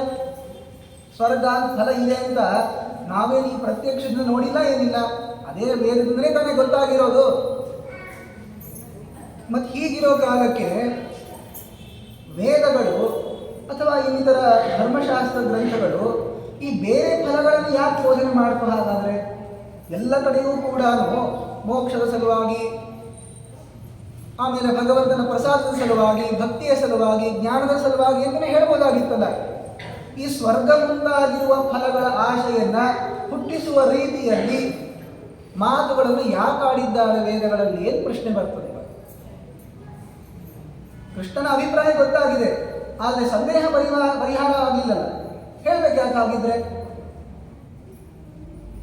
ಗುರುಗಳು ಉಪದೇಶ ಮಾಡ್ತಾರೆ ಈ ವಿಚಾರವನ್ನು, ನೋಡಪ್ಪ, ನಿಷ್ಕಾಮನೆಯಿಂದ ಪರಮಾತ್ಮ ಪ್ರಸನ್ನ ಆಗಲಿ ಅಂತ ಕಾರ್ಯವನ್ನು ಮಾಡಬೇಕಪ್ಪ, ಅಂಥದ್ದನ್ನು ಇಂಥದ್ದನ್ನು ಕೇಳಬಾರದು ಅಂತ. ಆಗ ಝಟಿತಿ ಆ ಶಿಷ್ಯ ಕೇಳ್ತಾನೆ, ಮತ್ತು ಹೀಗಿದ್ದಾಗ ನಾನು ಸಣ್ಣವನಿದ್ದಾಗ ನೋಡು, ದೇವರು ನಿನಗೆ ಒಳ್ಳೇದು ಮಾಡ್ತಾನೆ, ನಿನಗೆ ಅದನ್ನು ಕೊಡ್ತಾನೆ, ಇದನ್ನು ಕೊಡ್ತಾನೆ ಅಂತ ಈ ಆಶೆಯನ್ನು ಹುಟ್ಟಿಸ್ಬಿಟ್ಟು ನನಗೆ ದೇವಸ್ಥಾನಕ್ಕೆ ಕರ್ಕೊಂಡು ಬಂದಿದ್ರಲ್ಲ, ಅಥವಾ ಕರ್ಮವನ್ನು ಮಾಡಲಿಕ್ಕೆ ಹೇಳಿದ್ರಲ್ಲ, ಅದನ್ನು ಯಾಕೆ ಹೇಳಬೇಕಾಗಿತ್ತು ಅಂತ ಪ್ರಶ್ನೆ. ಅಂದರೆ ಬೇರೆ ಫಲಗಳನ್ನು ಶಾಸ್ತ್ರಗಳಲ್ಲಿ ಯಾಕೆ ಹೇಳ್ತಾರೆ ಎನ್ನುವ ಒಂದು ಪ್ರಶ್ನೆ ಉಳಿಯುತ್ತೆ. ಅದಕ್ಕೆ ಆಚಾರ್ಯರು ಉತ್ತರವನ್ನು ಕೊಡ್ತಾರೆ. ಸ್ವತಃ ವೇದವ್ಯಾಸ ದೇವರೇನೇ ಹೇಳಿದಂತೆ ಇವು ಕೇವಲ ನಮಗೆ ಕರ್ಮಾನುಷ್ಠಾನ ಮಾಡುವುದರಲ್ಲಿ ರುಚಿಯನ್ನು ಹುಟ್ಟಿಸಲಿಕ್ಕೆ ಮಾಡಿದ್ದು ಹೊರತು ಇದೇ ಪ್ರಯೋಜನ, ಬೇರೆ ಯಾವುದೂ ಪ್ರಯೋಜನ ಇಲ್ಲ ಅನ್ನುವಂತಹ ಬುದ್ಧಿಯನ್ನು ಹುಟ್ಟಿಸ್ಲಿಕ್ಕಲ್ಲ. ಬಹಳ ಪ್ರಸಿದ್ಧವಾದ ದೃಷ್ಟಾಂತವನ್ನು ಕೊಡ್ತಾರೆ. ಚಿಕ್ಕ ಮಕ್ಕಳಿಗೆ ರೋಗ ಬಂದಿರ್ತದೆ, ಆಗ ಔಷಧಿ ಅನ್ನೋದು ಮತ್ತೆ ಕಹಿಯಾಗಿರ್ತದೆ, ಕಹಿಯಾಗಿಲ್ಲ ಅಂದರೂ ಸೇವನೆ ಮಾಡೋ ರೀತಿಯಲ್ಲಂತೂ ಇರೋದಿಲ್ಲಪ್ಪ. ಮತ್ತೆ ಈಗ ಸಿಹಿ ಆಗದಿದೆ ಅಂತ ಹೇಳಿ ಹೋಗಬೇಡಿ. ಸಿಹಿಯಾಗಿದ್ರೂ ಅದೇನೋ ವಾಸನೆ ಬರ್ತಿರ್ತದೆ, ಏನೋ ಒಂದು. ಬಟ್ ಔಷಧಿ ಸ್ವೀಕಾರ, ಔಷಧಿಯ ಶಬ್ದ ಕೇಳಿದ ತಕ್ಷಣ ಬೇಡ ಅಂತ ಅನಿಸುವ ರೀತಿಯಲ್ಲಿ ಅದೊಂದೇನೋ ಭಾವನೆ ಇರ್ತದೆ. ಆದರೆ ಔಷಧವನ್ನು ಸ್ವೀಕಾರ ಮಾಡದೇ ಇದ್ದರೆ ರೋಗ ನಿವೃತ್ತಿ ಹೇಗಾಗ್ಲಿಕ್ಕೆ ಸಾಧ್ಯ? ಇದನ್ನ ತಾಯಿ ತಿಳ್ಕೊಂಡಿರ್ತಾಳೆ. ಶಿಶುವಿಗೇನು ಗೊತ್ತಾಗ್ತದೆ? ಅದಕ್ಕೆ ನೋಡಪ್ಪ ಇದನ್ನು ಒಮ್ಮೆ ತಗೋ ಅಂತ ಹೇಳ್ತಾಳೆ, ಒಲ್ಲೆ ಅಂತದು. ಅದಕ್ಕೇನು ಮಾಡ್ತಾ ಇದ್ದಾಳೆ ಅಂದರೆ, ಒಂದು ಮಿಠಾಯಿ ಕೊಡ್ತೀನಿ ಅಂತಂತಾಳೆ. ಅಥವಾ ಏನಾದರೂ ಒಂದು ಸಿಹಿಯಾಗಿರುವಂತಹ ಬೆಲ್ಲವನ್ನು ಬಾಯಲ್ಲಿ ಇಡ್ತಾಳೆ. ಕಹಿ ಆದರೆ ಕಹಿ ಇದ್ದಿಲ್ಲ, ತಗೊಳ್ಬೇಕು ಅಂತಿರೋ ಕಾಲಕ್ಕೆ ಏನಾದರೂ ಅವನಿಗೆ ಬೇಕಾದದ್ದು ಅಂತ ಯಾವುದನ್ನು ಕೇಳಿದ ತಕ್ಷಣವೇ ಅವನು ಪ್ರವೃತ್ತಿ ಮಾಡ್ತಾನೋ ಅಂತಹ ಒಂದು ವಸ್ತು ಕೊಡ್ತೀನಿ ಅಂತ ಆಸೆ ಹಚ್ತಾಳೆ. ಓ ಮಿಠಾಯಿ ಕೊಡ್ತಾರೆ, ಗುಡಿಗೆ ಬಂದರೆ ಪ್ರಸಾದ ಕೊಡ್ತಾರೆ, ಏನಾದರೂ ಕೊಡ್ತಾರಪ್ಪ ಅಂತ ಯಾವುದು ಮಹಾಫಲ ಇದೆ, ರೋಗ ನಿವೃತ್ತಿ ಆಗ್ತದೆ ಅಂತ ಅನ್ನೋದನ್ನು ಮುಚ್ಚಿಟ್ಟು ಮಿಠಾಯಿ ಕೊಡ್ತಾರೆ, ಅದಕ್ಕೆ ಔಷಧಿ ಸ್ವೀಕಾರ ಮಾಡಬೇಕು ಅಂತ ಅನ್ನೋ ಬುದ್ಧಿಯನ್ನು ಹಾಕ್ತಾರೆ. ಅವನು ಪಾಪ ಏನೋ ಬೇಡ ಅಂದರೂ ಕೂಡ ತಿಂತಾನಪ್ಪ, ಮಿಠಾಯಿ ಆಸೆ ಇಲ್ಲ, ರೋಗ ನಿವೃತ್ತಿ ಆಯಿತು, ಆ ಶಿಶು ಆರಾಮಾಗಿದೆ ಇವತ್ತಿಗೆ. ಆದರೆ ಅದೇ ಶಿಶು ಮುಂದೆ ತರುಣ ಆಗಿ ಮಧ್ಯಮ ಅವಸ್ಥೆಯಲ್ಲಿ ಬಂದಾಗ 30-40 ವರ್ಷ ಬಂದರೂ ಕೂಡ ಇನ್ನು ಮಿಠಾಯಿ ಕೊಟ್ಟರೆ ಔಷಧ ತಗೊಳ್ತೀನಿ ಅಂದರೆ ನಗ್ತಾರಷ್ಟೆ. ಈಗ ನಮಗೂ ಕೂಡ ಇಂತಹ ಹಾಸ್ಯಾಸ್ಪದ ಅವಸ್ಥೆ ಬಂದು ಕೂತ್ಕೊಂಡಿದೆ. ಅದು ಈ ಕರ್ಮ ಅಂತ ಅನ್ನೋದನ್ನು ಮಾಡೋದು ಅಂದರೆ ಇದು ಕಹಿ ಇರ್ತದೆ, ಇದು ಭಾಳ ಕಷ್ಟಪಡಬೇಕು ನೋಡಿ, ಅಷ್ಟು ಸುಲಭ ಸಾಧ್ಯ ಅಲ್ಲ. ಒಂದು ಏಕಾದಶಿ ವ್ರತ ಎಲ್ಲದಕ್ಕಿಂತಲೂ ಶ್ರೇಷ್ಠವಾಗಿರುವಂಥದ್ದು, ಅದನ್ನು ಒಂದು ಮಾಡಲಿಕ್ಕೆ ಆಗಲ್ಲ. ಯಾಕೆ? ಏನ್ರಿ ಉಪವಾಸ ಇರು ಅಂದರೆ, ನಾವು ನಿನ್ನೆ ಹೇಳಿದ್ವಿ, ದಿವಸಕ್ಕೆ 4 ಬಾರಿ ಊಟ ಮಾಡೋರು ನಾವು. ಈ ಗುಡಿಗೆ ಬಂದು ಪ್ರವಚನ ಕೇಳಿಬಿಟ್ಟು 2 ಬಾರಿ ಮಾಡ್ಕೊಳ್ತೀವಿ. ನಾಳೆ ಉಪವಾಸಕ್ಕೆ ಹಾಕೋರು ಗೊತ್ತಿದೆ ಅಂತ ಅದಕ್ಕೆ ಹೇಳಿದ್ರು ಅಂತ. ಕಷ್ಟ ಇದೆ, ಇಲ್ಲ ಅಂದಿಲ್ಲ. ಆದರೆ ಇದು ಕಷ್ಟ ಇದೆ ನೇರವಾಗಿ ಹೇಳಿಬಿಟ್ರೆ ಮತ್ತು ಹೆದರಿಕೆ ಆಗಿಬಿಟ್ಟು ನೀವು ಬರೋದೇ ಇಲ್ಲ ಅಂತ ಗೊತ್ತಿದೆ. ಅದಕ್ಕೋಸ್ಕರ ಸುಳ್ಳು ಹೇಳ್ತಾರೆ ಅಂತಲ್ಲ, ತಾಯಿಯ ಮಾತು ಮಿಠಾಯಿ ಕೊಡ್ತೀನಿ ಅಂತನೋ ಮಾತು ಸುಳ್ಳಲ್ಲ. ಆದರೆ ಅದುವೇ ಮಹಾಪ್ರಯೋಜನ ಅಲ್ಲ ಅಂತ ಹೇಳ್ತಾ ಇರೋದು. ಆದ್ದರಿಂದ ಸ್ವರ್ಗ ಬರ್ತದೆ ಅಥವಾ ಬೇರೆ ಯಾವುದೋ ಒಂದು ಫಲ ಬರ್ತದೆ ಎಂದು ವಾಕ್ಯಗಳೇನಿವೆ, ಇವುಗಳೇನು ಮಿಥ್ಯಾ ಅರ್ಥವನ್ನು ಹೇಳ್ತಾ ಇಲ್ಲ, ಸುಳ್ಳನ್ನು ಹೇಳ್ತಾ ಇಲ್ಲ. ಆದರೆ ಇದೇ ಪ್ರಧಾನ ಅಂತ ತಿಳಿದರೆ ಮಾತ್ರ ಅದು ತಪ್ಪು ತಿಳುವಳಿಕೆ ಆಗ್ತದೆ. ಹಾಗೆ ಯಾವಾಗಲೂ ಕೂಡ ಏನಾದರೂ ನಾವು ಬೇಡಲಿಕ್ಕೆ ಅಂತಲೇ ಹೋದರೆ ಅದು ಹೇಗೆ ಸರಿಯಾಗ್ತದೆ ನೋಡಿ. ಯಾವಾಗೋ ಒಮ್ಮೆ ಒಬ್ಬ ವ್ಯಕ್ತಿ ನಿಮ್ಮ ಹತ್ರ ಕೇಳಲಿಕ್ಕೆ ಬಂದ ಅಂದರೆ ಪಾಪ ಕಷ್ಟದಲ್ಲಿದ್ದಾನೆ ಅಂತ ನೀವು ಕೊಡ್ತೀರಿ. ದಯಾಳುಗಳು ಅಂತ ಆಗಿದ್ರೆ, ಇಲ್ಲಾಂದ್ರೆ ಅವರು ಕೊಡಲ್ಲ. ನೀವು ಇವನು ಕೊಡ್ತಾನ ಬಾ ಅಂತ ಹೇಳಿ ನಾಳೆನೂ ಬರ್ತೀರಿ. ಅವಾಗ ಅವನು ಬೈತಾನೆ, ಯಾಕೋ ಬಂದಿದ್ದೀಯ, ನಿನ್ನೆ ಕೊಡ್ತೀಯಲ್ಲ ನೀನು, ಅದಕ್ಕೆ ಇನ್ನೊಮ್ಮೆ ಬಂದಿರೋರು. ಅವರು ನಿನ್ನೆ ಕೊಟ್ಟಿರೋರು ಇವತ್ತು ಕೊಟ್ಟ ಅಂದರೆ ನೀವು ಕೊಡ್ತಾ ಹೋದರೆ ಮಿಸ್ಕೊಳ್ತಾನೆ ಹೋಗ್ತಾನೆ. ಕೊನೆಗೆ ಒಂದು ಪರಿಸ್ಥಿತಿ ಬರ್ತದೆ. ಯಾವ ಪರಿಸ್ಥಿತಿ ಅಂದರೆ, ಇನ್ನೊಮ್ಮೆ ನಮ್ಮ ಮನೆಗೆ ಬರಬೇಡ ನೀನು ಅಂತ ಬಯಸ್ಕೊಂಡು ಹೋಗುವಂತಹ ಒಂದು ಅವಸ್ಥೆ ಉಂಟಾಗ್ತದೆ. ಯಾಕೆ? ಸುಮ್ಮನೆ ಕೇಳಿದ್ದೆ. ಹಾಗೆ ಇನ್ನೊಬ್ಬರ ಹತ್ರ ಕೇಳಲಿಕ್ಕೆ ಹೋದರೂ ಕೂಡ ನಮಗೆ ನಾವು ಹಗರುತನವನ್ನು, ಲಾಘವವನ್ನು ಪಡೆಯುವಂತಹ ಅವಸ್ಥೆ ಬರ್ತದೆ. ದೀನರಾಗ್ಬಿಡ್ತೀವಿ. ಇನ್ನೊಬ್ಬರನ್ನು ಯಾಚನೆ ಮಾಡಿದ್ರಿಂದಲೇ ಬದುಕುವುದು ಅಂತ ಅನ್ನೋ ಪರಿಸ್ಥಿತಿ ಬಂದ್ಬಿಡ್ತದೆ ನೋಡಿ. ಅವಾಗ ಏನಾಗ್ತದೆ ಗೊತ್ತಾ? ನಮ್ಮ ಮೇಲೆ ಎಲ್ಲರೂ ಕೂಡ ಅನಾದರವನ್ನು ಮಾಡಲಿಕ್ಕೆ ಪ್ರಾರಂಭ ಮಾಡ್ತಾರೆ. ಅತಿ ಪರಿಚಯಾದವಜ್ಞ ಸಂತತ ಗಮನಾತ್ ಅನಾದರೋ ಭವತಿ ಮಲಯೇ ಭಿಲ್ಲ ಪುರಂಧ್ರಿ ಚಂದನ ತರುಕಾಷ್ಟ ಇಂಧನಂ ಕುರುತೆ ಅಂತ ಒಂದು ಮಾತಿದೆ. ನೀವು ಬಹಳ ಒಬ್ಬರಿಗೆ ಪರಿಚಿತರು, ದಿವಸ ಅವ್ರ ಜೊತೆ ಹೋಗೋದು, ಏನಾದರೂ ಕೇಳೋದು, ಮಾಡೋದು ಮಾಡಿಬಿಟ್ರೆ ಬಹಳ ನಮ್ಮ ಮೇಲೆ ಅವರು ಅನಾದರವನ್ನು ಮಾಡಿಬಿಡ್ತಾರೆ, ತಾತ್ಸಾರ ಮಾಡಿಬಿಡ್ತಾರೆ. ಹೇಗೆ ಅಂದರೆ, ಈ ಮಲಯ ಪರ್ವತದ ಹತ್ತಿರ ತುಂಬ ಚಂದನ ಗಿಡಗಳು ಬೆಳೆದಿರ್ತಾರೆ, ಗಂಧದ ಗಿಡಗಳು. ಅವರಿಗೇನು ಗೊತ್ತು ಚಂದನ ಅಂದರೆ ಇಲ್ಲಿ ಒಂದು ಸ್ವಲ್ಪ ಗಂಧದ ಕೊಡು ದಾನ ಕೊಟ್ಬಿಟ್ರೆ ಭಾರಿ ಸಂತೋಷ ಆಗ್ಬಿಡ್ತದೆ, ಯಾಕೆ ನಮ್ಗೆ ಸಿಗೋದೇ ಇಲ್ಲ ಅದು ಅಂತ. ಆದರೆ ಅವರಿಗೆ ಎಲ್ಲಿ ನೋಡಿದರೂ ಕೂಡ ಚಂದನ ಗಿಡವೇ ಕಾಣಿಸೋದು. ನಮಗೆ ಯಾವಾಗೋ ಒಮ್ಮೆ ಸಿಗ್ತದೆ ಅಂತ ಅದರಿಂದ ಭಾರಿ ಸಂತೋಷ, ಭಾರಿ ಆದರ ಅದ್ರ ಬಗ್ಗೆ. ಅವರಿಗೆ ಅದೇ ಸಿಗೋದು ಅಂತ ಆದ್ದರಿಂದ ಅದನ್ನೇ ಸುಟ್ಟು ಅಡುಗೆ ಮಾಡ್ತಾಳೆ, ಗಂಧದ ಕಡೆಗೇ ಅಡುಗೆ ಮಾಡ್ತಾಳಪ್ಪ. ಅದರಿಂದ ಬಹಳ ಪರಿಚಿತರಾಗೋದು, ಕೇಳೋದು, ಮಾಡೋದು ಇವನ್ನೆಲ್ಲ ಮಾಡಿಬಿಟ್ಟಾಗ ನಮಗೆ ಅನಾದರಕ್ಕೆ ಒಳಗಾಗುವ ಪ್ರಸಕ್ತಿಯೂ ಇದೆ. ಅಲ್ಲ, ಇದು ನಾವು ಯಾವುದೋ ಮನುಷ್ಯರಿಗೆ ಕೇಳಿದರೆ ಹಾಗೆ ಮಾಡ್ತಾರಪ್ಪ, ದೇವರ ಹತ್ರ ಕೇಳಿದಾಗ ಅವನಂತೂ ಹಾಗೆ ಮಾಡಲ್ವಲ್ಲ ಅಂದರೆ ನಿಜ. ಪರಮಾತ್ಮ ನಮ್ಮನ್ನು ಆ ತರಹ ಮಾಡಿಬಿಟ್ಟ ಅಂದರೆ ನಾವು ಬದುಕಲಿಕ್ಕೆ ಆಗಲ್ಲ. ಪರಮಾತ್ಮ ಪರಾಂಗುಖನಾದರೆ ಏನೂ ಸಿಗೋದಿಲ್ಲ. ಆದರೆ ಪರಮಾತ್ಮನೇ ಹೇಳ್ತಾ ಇದ್ದಾನಲ್ಲ, ಮತ್ತೆ ಅವನ ಹತ್ರ ಕೇಳಿ ಹೋಗ್ತೀವಿ ಅಂತ ಆಗೋದಾದರೆ ಅವನೇ ಹೇಳ್ತಾ ಇದ್ದಾನೆ, ಈ ಸಣ್ಣ ಪುಟ್ಟ ಫಲಕ್ಕೋಸ್ಕರ ಪ್ರಯತ್ನ ಮಾಡಬೇಡ, ಮಹಾಫಲಕ್ಕೆ ಪ್ರಯತ್ನವನ್ನು ಮಾಡು ಅಂತ ಹೇಳ್ತಾ ಇದ್ದಾನಲ್ಲ. ಆದ್ದರಿಂದ ಅವಶ್ಯವಾಗಿ ಪರಮಾತ್ಮನ ಜ್ಞಾನ ಸಂಪಾದನೆ ಮಾಡಲಿಕ್ಕೆ, ಭಕ್ತಿಯನ್ನು ಸಂಪಾದನೆ ಮಾಡಲಿಕ್ಕೆ ಪ್ರಯತ್ನವನ್ನು ಮಾಡಬೇಕು. ಅದನ್ನು ಫಲ ಅಂತ ತಿಳಿಬೇಕೇ ಹೊರತು ಚಿಕ್ಕ ಚಿಕ್ಕದಾಗಿರುವ ಫಲಗಳನ್ನು ಫಲ ಅಂತ ತಿಳಿಬಾರದು ಅಂತ ಅಭಿಪ್ರಾಯದಲ್ಲಿಯೇ ಈ ಕರ್ಮಣ್ಯೇವಾಧಿಕಾರಸ್ಥೆ ಎನ್ನುವಂತಹ ಶ್ಲೋಕ ಬಂದಿದೆ ಅಂತ ಅದರ ಅರ್ಥಚಿಂತನೆಯನ್ನು ಪುನಃ ಮಾಡ್ತಾ ಮುಂದೆ ಕೃಷ್ಣ ಪರಮಾತ್ಮ ಹೇಳ್ತಾನೆ, ಈ ಜ್ಞಾನ ಅಂತ ಅನ್ನೋದು ಬಂತು ಅಂದರೆ ನಮಗೆ ಎಲ್ಲವೂ ಕೂಡ ಸಿದ್ಧವಾಗಿಬಿಡುತ್ತದೆ. ಎಲ್ಲ ಫಲಗಳನ್ನೂ ಕೂಡ ಕೊಡ್ತಕ್ಕಂಥದ್ದು ಜ್ಞಾನ, ಪರಮಾತ್ಮನ ಜ್ಞಾನ. ಅದನ್ನು ಪಡೆದ್ವಿ ಅಂದರೆ ನಮಗೆ ಬಹಳ ಉತ್ತಮವಾಗಿರುವಂತಹ ಆನಂದದ ಪ್ರಾಪ್ತಿ ಇದೆ. ಏನು ಕರ್ಮಗಳ ಬಗ್ಗೆ ಲೋಕದಲ್ಲಿ ಹೇಳ್ತಾ ಇದ್ದಾರಲ್ಲ, ಇದು ಜ್ಞಾನದ ಮುಂದೆ ಬಹಳ ಅವರವಾಗಿರುವಂಥದ್ದು. ದೂರೇಣ ಹ್ಯವರಂ ಕರ್ಮ ಬುದ್ಧಿಯೋಗ ಧನಂಜಯ ಬುದ್ಧೌ ಶರಣಮನ್ವಿಚ್ಛ ಕೃಪಣಾ ಫಲಹೇತವಃ. ಈ ಜ್ಞಾನ ಅಂತ ಏನಿದೆ ನೋಡಿ, ಜ್ಞಾನವನ್ನು ಸಂಪಾದನೆ ಮಾಡೋದು ಅಂತ ಅನ್ನೋದು ಆಗ್ಬಿಟ್ರೆ ಈ ಕರ್ಮ ಅಂತನ್ನೋದು ನಮಗೆ ರುಚಿಸೋದೇ ಇಲ್ಲ. ಯಾಕೆ? ದೂರೇಣ ಹ್ಯವರಂ ಕರ್ಮ ಬುದ್ಧಿಯೋಗ ಧನಂಜಯ. ಬುದ್ಧಿಗೆ ಕಾರಣವಾಗಿರುವಂತಹದ್ದು ನಾವು ನಿಷ್ಕಾಮ ಕರ್ಮ ಅಂತ ಮಾಡಿ ಬುದ್ಧಿಯನ್ನು ಸಂಪಾದನೆ ಮಾಡಿಬಿಟ್ರೆ ಈ ಸಕಾಮೋಪಾಸನೆ ಅಂತನ್ನೋದು ಬಹಳ ಅವರ ಇದೆ ಅಂತ ಅನಿಸ್ಬಿಡ್ತು ನಮಗೆ. ಬಹಳ ಸಣ್ಣದಿದು. ಬುದ್ಧೌ ಶರಣಮನ್ವಿಚ್ಛ ಕೃಪಣಾ ಫಲಹೇತವಃ.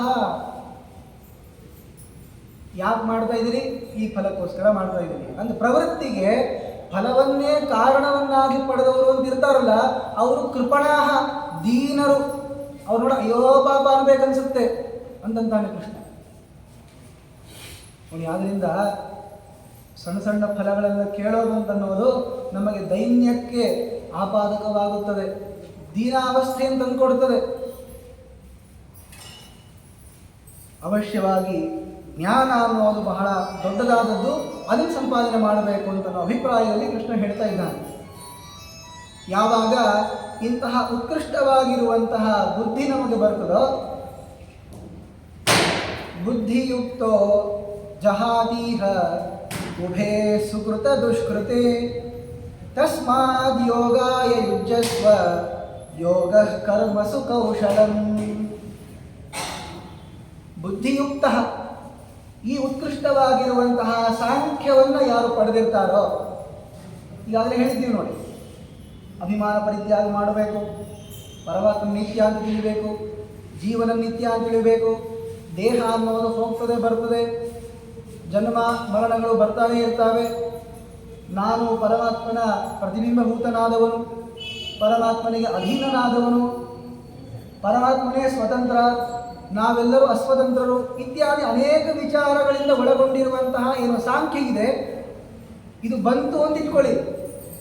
ಆಗ ಉಭಯ ಸುಕೃತ ದುಷ್ಕೃತೆ ಜಹಾತಿ. ಸುಕೃತ ಅಪ್ರಾರಬ್ಧವಾಗಿರುವಂತಹ ಪುಣ್ಯನೂ ಹೊರಟು ಹೋಗ್ಬಿಡ್ತದೆ. ಇನ್ನು ಸಂಪೂರ್ಣವಾಗಿ ಪಾಪದ ನಾಶವಾಗ್ಬಿಡ್ತದೆ. ನೋಡಿ, ಇಷ್ಟೆಲ್ಲ ಕಷ್ಟಪಡ್ತಾ ಇರೋದೇ ಪಾಪದಿಂದ. ಏನೋ ಪಾಪ ಮಾಡಿದ್ದೇವೆ ಅಂತಲೇ ಇಷ್ಟು ಕಷ್ಟಪಡ್ತಾ ಇರೋದು ಅಂತ. ಆದ್ದರಿಂದ ಉತ್ತಮವಾಗಿರುವ ಸಾಂಖ್ಯದ ಸಂಪಾದನೆಯನ್ನು ಮಾಡಿದರೆ, ಆ ಜ್ಞಾನದ ಸಂಪಾದನೆಯನ್ನು ಮಾಡಿದರೆ ದುಃಖ ಸಂಪೂರ್ಣವಾಗೂ ಹೋಗ್ಬಿಡ್ತದೆ. ನಮ್ಮ ಮೋಕ್ಷಕ್ಕೆ ಪ್ರತಿಬಂಧಕವಾಗಿರುವಂತಹ ಕೆಲವು ಪುಣ್ಯಗಳು ಅಂತಿರ್ತವೆ, ಅವು ಕೂಡ ಹೊರಟು ಹೋಗ್ಬಿಡ್ತವೆ. ಹೊಸ ವಿಷಯ ಹೇಳ್ತಾ ಇದ್ದೀರಿ ನೀವು. ಪುಣ್ಯ ಒಳ್ಳೆಯದು ಅಂತ ಹೇಳಿದ್ದಾರೆ ನಮಗೆ. ನೀವು ಪುಣ್ಯನ ಬಿಡು ಅಂದರೆ ಬಿಡೋಲ್ಲಪ್ಪ ಅಂತ ಅನ್ಬೇಡಿ. ಆ ಪುಣ್ಯ ಇರೋ ತನಕ ಮತ್ತೆ ಹುಟ್ಟಲೇಬೇಕಾಗತ್ತೆ. ನಾನು ನಿನ್ನೆ ಹೇಳಿದ್ದೇನೆ, ಎಲ್ಲದಕ್ಕೂ ಕಾರಣವಾದದ್ದು ಜನ್ಮ. ನೋಡಿ, ಹುಟ್ಟೋದೇ ದೊಡ್ಡ ದೋಷ.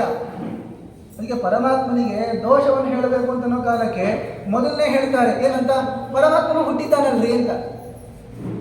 ಆದ್ದರಿಂದ ಹುಟ್ಟೋದು ಅಂತ ಅನ್ನೋದೇ ದೊಡ್ಡ ದೋಷ ಇದೆ, ಅದನ್ನು ಮನಗಾಣಬೇಕು ನಾವು. ಯಾಕೆ ಹುಟ್ಟಿದ್ದಿಲ್ಲ ಅಂದರೆ ಇಷ್ಟೆಲ್ಲ ಕಷ್ಟಪಡಬೇಕಾಗಿದ್ದಿಲ್ಲ, ಪರೀಕ್ಷೆಗಳನ್ನು ಬರೀಬೇಕಾಗಿರಲಿಲ್ಲ, ಪಾಸ್ ಆದ್ವಿ ನಪಾಸ್ ಆದ್ವಿ ಬಯಸ್ಕೊಳ್ಬೇಕು ಅಂತ ಅನ್ನೋದು ಯಾವ ಪ್ರಸಕ್ತಿನೂ ಇದೆ ನೋಡಿ. ಅದಕ್ಕೆ ನಾನು ಹೇಳಿದ್ದು, ಈ ಹುಟ್ಟಬಾರ್ದು ಅಂತ ನಿಮ್ಮ ಮನಸ್ಸಲ್ಲಿ ಬರಬೇಕು ಅಂದರೆ ಅದನ್ನೇ ಮೋಕ್ಷ ಬಯಸೋದು ಅಂತ. ಮೋಕ್ಷ ಬಯಸೋದು ಅಂತಂದ್ರೆ ಇನ್ನೊಮ್ಮೆ ಇಂತಹ ಜನ್ಮ ಮರಣಗಳು ಬರೋದು ಬೇಡ, ಶಾಶ್ವತವಾಗಿರುವಂತಹ ಆನಂದವನ್ನು ಅನುಭವಿಸುವಂತಾಗಲಿ ಅಂತ ಅನಿಸ್ಬೇಕಲ್ಲ. ಆದ್ದರಿಂದ ಜ್ಞಾನದ ಸಂಪಾದನೆಯನ್ನು ಮಾಡಿದರೆ ಸುಕೃತ ದುಷ್ಕೃತ ಎರಡನ್ನೂ, ನಮಗೆ ಮೋಕ್ಷಕ್ಕೆ ಪ್ರತಿಬಂಧಕವಾಗುವಂತಹ ಪುಣ್ಯಗಳು ಅಂತೇನಿವೆ, ಪಾಪ ಅಂತೂ ಸರಿಯೇ ಸರಿ, ಎರಡನ್ನೂ ಕೂಡ ನಾವು ಬಿಟ್ಟು ಬಿಡ್ತೀವಿ. ಅಂದರೆ ಈ ಜ್ಞಾನದಿಂದ ಅವುಗಳು ನಾಶವನ್ನು ಹೊಂದುತ್ತವೆ.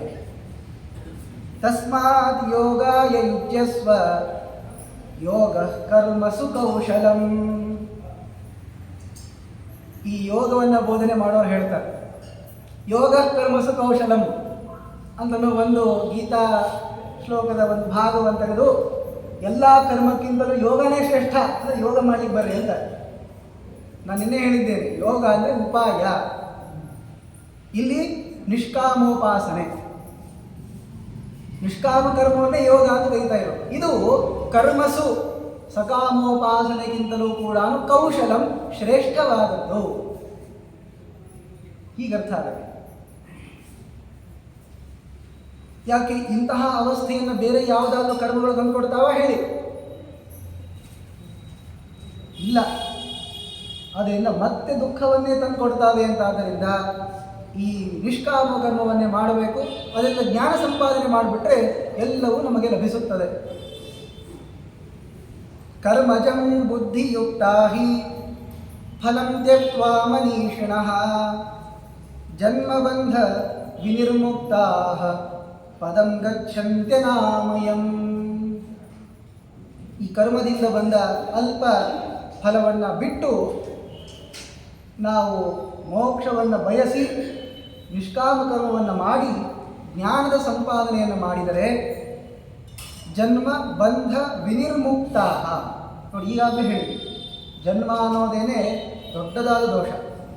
ಆ ಜನ್ಮದಿಂದ, ಪ್ರಕೃತಿಯ ಬಂಧದಿಂದ ವಿನಿರ್ಮುಕ್ತರಾಗಿ ಅನಾಮಯಂ ಪದಂ ಗಚ್ಚಂತಿ, ಮೋಕ್ಷ ಪದವನ್ನು ಹೊಂದುತ್ತಾ ಇದ್ದಾರೆ. ಹೌದು, ಈ ಜ್ಞಾನಕ್ಕೆ ಸಾಧನವಾದ ನಿಷ್ಕಾಮ ಕರ್ಮವನ್ನು ಮಾಡಬೇಕು ಅಂತ ಹೇಳ್ತಾ ಇದ್ದೀರಲ್ಲ, ಎಷ್ಟು ದಿವಸ ಮಾಡಬೇಕ್ರಿ? ಮತ್ತು ಅದನ್ನು ಕೇಳ್ತಾರೆ ನೋಡಿ. ಈ ಒಂದು ರೋಗ ಪರಿಹಾರ ಆಗಬೇಕಾಗಿದೆ, ಏನು ಮಾಡಿರಿ? ಒಂದು ವಾರ ಪ್ರದಕ್ಷಿಣೆ ಹಾಕ್ರಿ ಅಂತ ಹೀಗೆಲ್ಲ ಹೇಳ್ತಾರೆ ನೋಡಿ. ಎಷ್ಟು ದಿವಸ ಮಾಡಬೇಕು? ನಿವೃತ್ತ ಕರ್ಮಾನುಷ್ಠಾನ, ನಿಷ್ಕಾಮ ಕರ್ಮದ ಅನುಷ್ಠಾನವನ್ನು ಎಷ್ಟು ದಿವಸಗಳ ಪರ್ಯಂತ ಮಾಡಬೇಕು ಅಂತ ಪ್ರಶ್ನೆ. ನೀವು ದಿವಸ ಅಂತ ಲೆಕ್ಕ ಹಾಕಿಬಿಟ್ರೆ ನಗು ಬಂದ್ಬಿಡ್ತದೆ ಅಷ್ಟೇ. ಯಾಕೆ ಲೆಕ್ಕ ಹಾಕ್ಲಿಕ್ಕೆ ಆಗಲ್ಲ. ಅದಕ್ಕೆ ಕೃಷ್ಣ ಹೇಳ್ತಾನೆ, ಎಲ್ಲಿಯ ತನಕ ಈ ಅಜ್ಞಾನ ಹೋಗಲ್ವೋ ಅಲ್ಲಿ ತನಕ ಮಾಡ್ಕೋದಿರೋದೆ. ಯದಾತೆ ಮೋಹ ಕಲಿಲಂ ಬುದ್ಧಿರ್ವ್ಯತಿತರಿಷ್ಯತಿ ತದಾ ಗಂತಾಸಿ ನಿರ್ವೇದಂ ಶ್ರೋತವ್ಯಸ್ಯ ಶ್ರುತಸ್ಯ ಚ. ನಮ್ಮ ಬುದ್ಧಿಯು ಯಾವಾಗ ಮೋಹ ಕಲಿಲಂ, ಈ ಅಜ್ಞಾನವೆಂಬುವಂತಹ ಕಶ್ಮಲವನ್ನು ಬಿಡುವುದಿಲ್ಲವೋ ಅಲ್ಲಿಯ ಪರ್ಯಂತ ಈ ನಿಷ್ಕಾಮ ಕರ್ಮದ ಅನುಷ್ಠಾನವನ್ನು ಮಾಡ್ತಾ ಇರಬೇಕು. ಈಗ ನಾನೇನು ಹೇಳ್ತಾ ಇದ್ದೀನಿ ಮುಂದೇನು ಹೇಳೋರಿದ್ದೀನಿ. ಇವು ಎರಡರ ನಿರ್ವೇದಂ, ಲಾಭ ಅನ್ನೋದು ಯಾವಾಗ ಆಗಲೇ ಬರೋದು, ಯಾವಾಗ ಮೋಹ ಅನ್ನೋದು ಹೋಗ್ತದೋ ಅವಾಗ ಅಂತ. ಅಂದರೆ ಅಜ್ಞಾನ ಹೋಗಿ ಉತ್ತಮವಾಗಿರುವಂತಹ ಜ್ಞಾನ ಬರುವ ಪರ್ಯಂತ ಅಂತ ಸದ್ಯಕ್ಕೆ ಇಷ್ಟಂತೂ ಹೇಳೋಣ, ಆಗಲೂ ನಿಲ್ಲಿಸ್ಲಿಕ್ಕೆ ಬರೋದಿಲ್ಲ. ಅದಾದ ಮೇಲೆ ಮೋಕ್ಷದಲ್ಲಿ ಆನಂದೋದ್ರೇಕಕ್ಕೆ ಅಂತ ಆ ನಿವೃತ್ತ ಕರ್ಮಾನುಷ್ಠಾನವನ್ನು ಮಾಡ್ತಾನೇ ಇರಬೇಕು.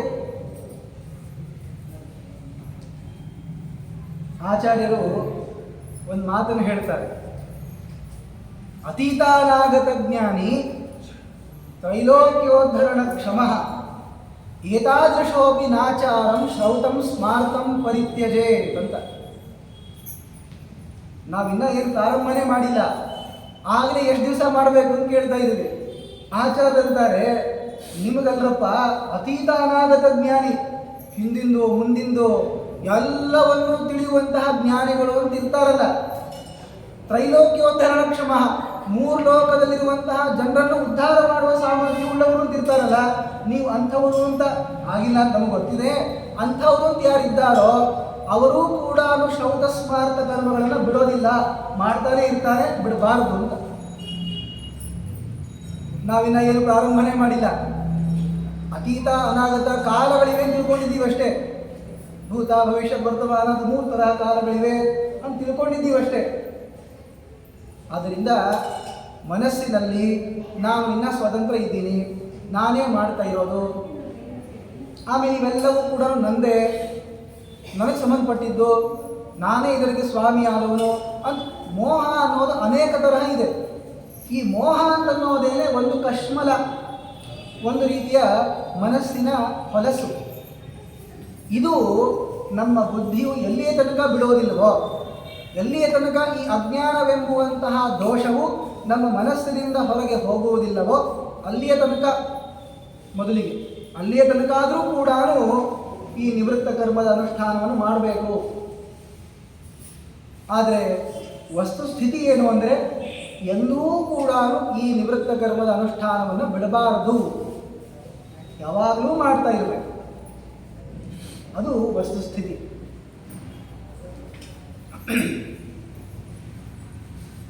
ಅದಕ್ಕೆ ಹೇಳ್ತಾನೆ, ಈಗ ವೇದಗಳನ್ನು ಅಭ್ಯಾಸ ಮಾಡಿಯೇ ತಾನೇ ಮೇಲ್ನೋಟದ ಅರ್ಥವನ್ನು ತಿಳಿದುಕೊಂಡು ನಾವು ತಪ್ಪಾಗಿ ಆ ಫಲಕ್ಕೋಸ್ಕರ ಮಾಡಬೇಕು, ಈ ಫಲಕ್ಕೋಸ್ಕರ ಮಾಡಬೇಕು ಅಂತ ತಿಳ್ಕೊಂಡಿದ್ದು. ಈ ರೀತಿಯಾಗಿ ಶ್ರುತಿಯಿಂದ ವಿಪ್ರತಿಪನ್ನವಾಗಿರುವಂತಹ ನಮ್ಮ ಬುದ್ಧಿಯು ನಿಶ್ಚಲವಾಗಿ ನಿಂತ್ಕೊಳ್ತು ಅಂತಂದಾಗ ಆಗ ಈ ನಮಗೆ ನಿವೃತ್ತ ಕರ್ಮ ಅನುಷ್ಠಾನ ಮಾಡಬೇಕು ಅಂತ ಅನ್ನಿಸ್ತದೆ.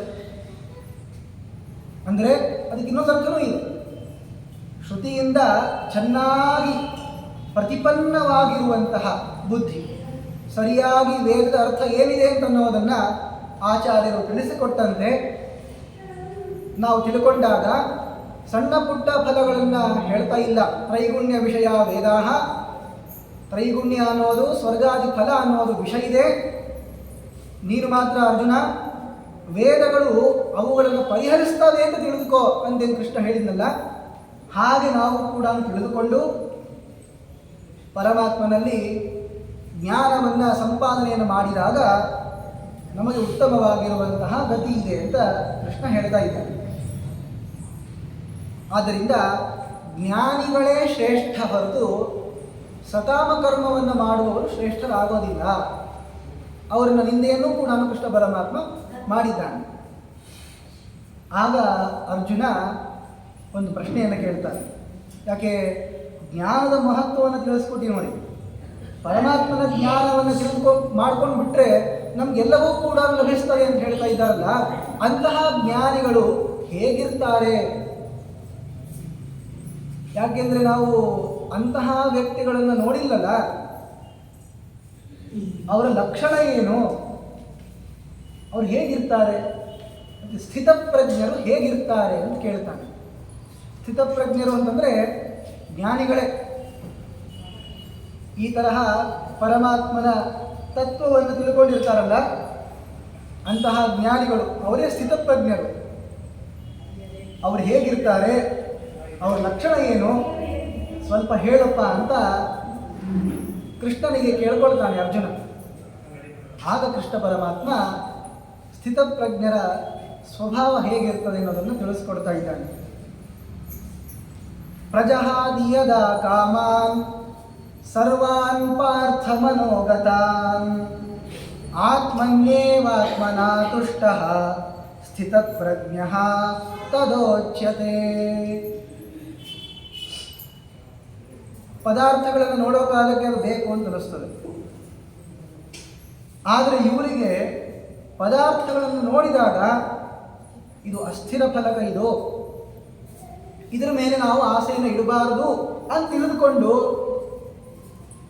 ಪದಾರ್ಥ ದರ್ಶನವಾದರೂ ಅದರ ಮೇಲೆ ಆಸೆಯನ್ನು ಇಟ್ಕೊಳ್ಳಾರದೆ ಅವರು ಮನಸ್ಸಿನಲ್ಲಿ ಯಾವುದೇ ವಿಧವಾಗಿರುವ ಕಾಮಭಾವನೆಯನ್ನು ಹೊಂದದೆ ಪರಮಾತ್ಮನಲ್ಲಿಯೇನೇ ಮನಸ್ಸನ್ನು ಇಟ್ಟು ಸಂತುಷ್ಟರಾಗಿರ್ತಾರೆ ಅವರು ಜ್ಞಾನಿಗಳು.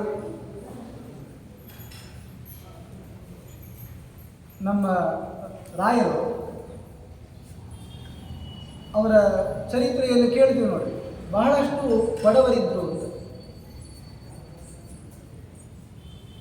ಅವರು ಯಾವುದೋ ತಮ್ಮ ವಿದ್ಯೆ ಪ್ರದರ್ಶನೆಯನ್ನು ಮಾಡಿ ದುಡ್ಡನ್ನು ಸಂಪಾದನೆ ಮಾಡಲಿಕ್ಕೆ ಅಂತ ನಿಂತ್ಕೊಂಡಿದ್ರೆ ಅವರಿಗೆ ಸರ್ವ ವಿಧವಾಗಿರುವಂತಹ ಐಶ್ವರ್ಯಗಳು ಲಭಿಸ್ತಾ ಇದ್ವು. ಆದರೆ ಅವರು ಯಾವ ಕಾರ್ಯವನ್ನು ಮಾಡಲಿಲ್ಲ ಆ ಥರ. ಯಾಕೆ? ಈ ದಾರಿದ್ರ್ಯ ಅಂತ ಅನ್ನೋದೇನು ಬಂದಿದೆ ಇದು ಪರಮಾತ್ಮನೇ ನಮಗೆ ಕೊಟ್ಟದ್ದು.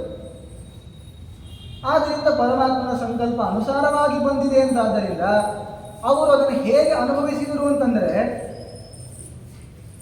ಪ್ರಾಯಶಃ ಅಷ್ಟು ಸಂತುಷ್ಟರಾಗಿ ಈ ಐಶ್ವರ್ಯದಿಂದ ಉನ್ಮತ್ತರಾಗಿರ್ತಾರಲ್ಲ ಅವರಿಗೂ ಆ ಸಂತೋಷ ಇರೋದಿಲ್ಲ. ಯಾಕೆ?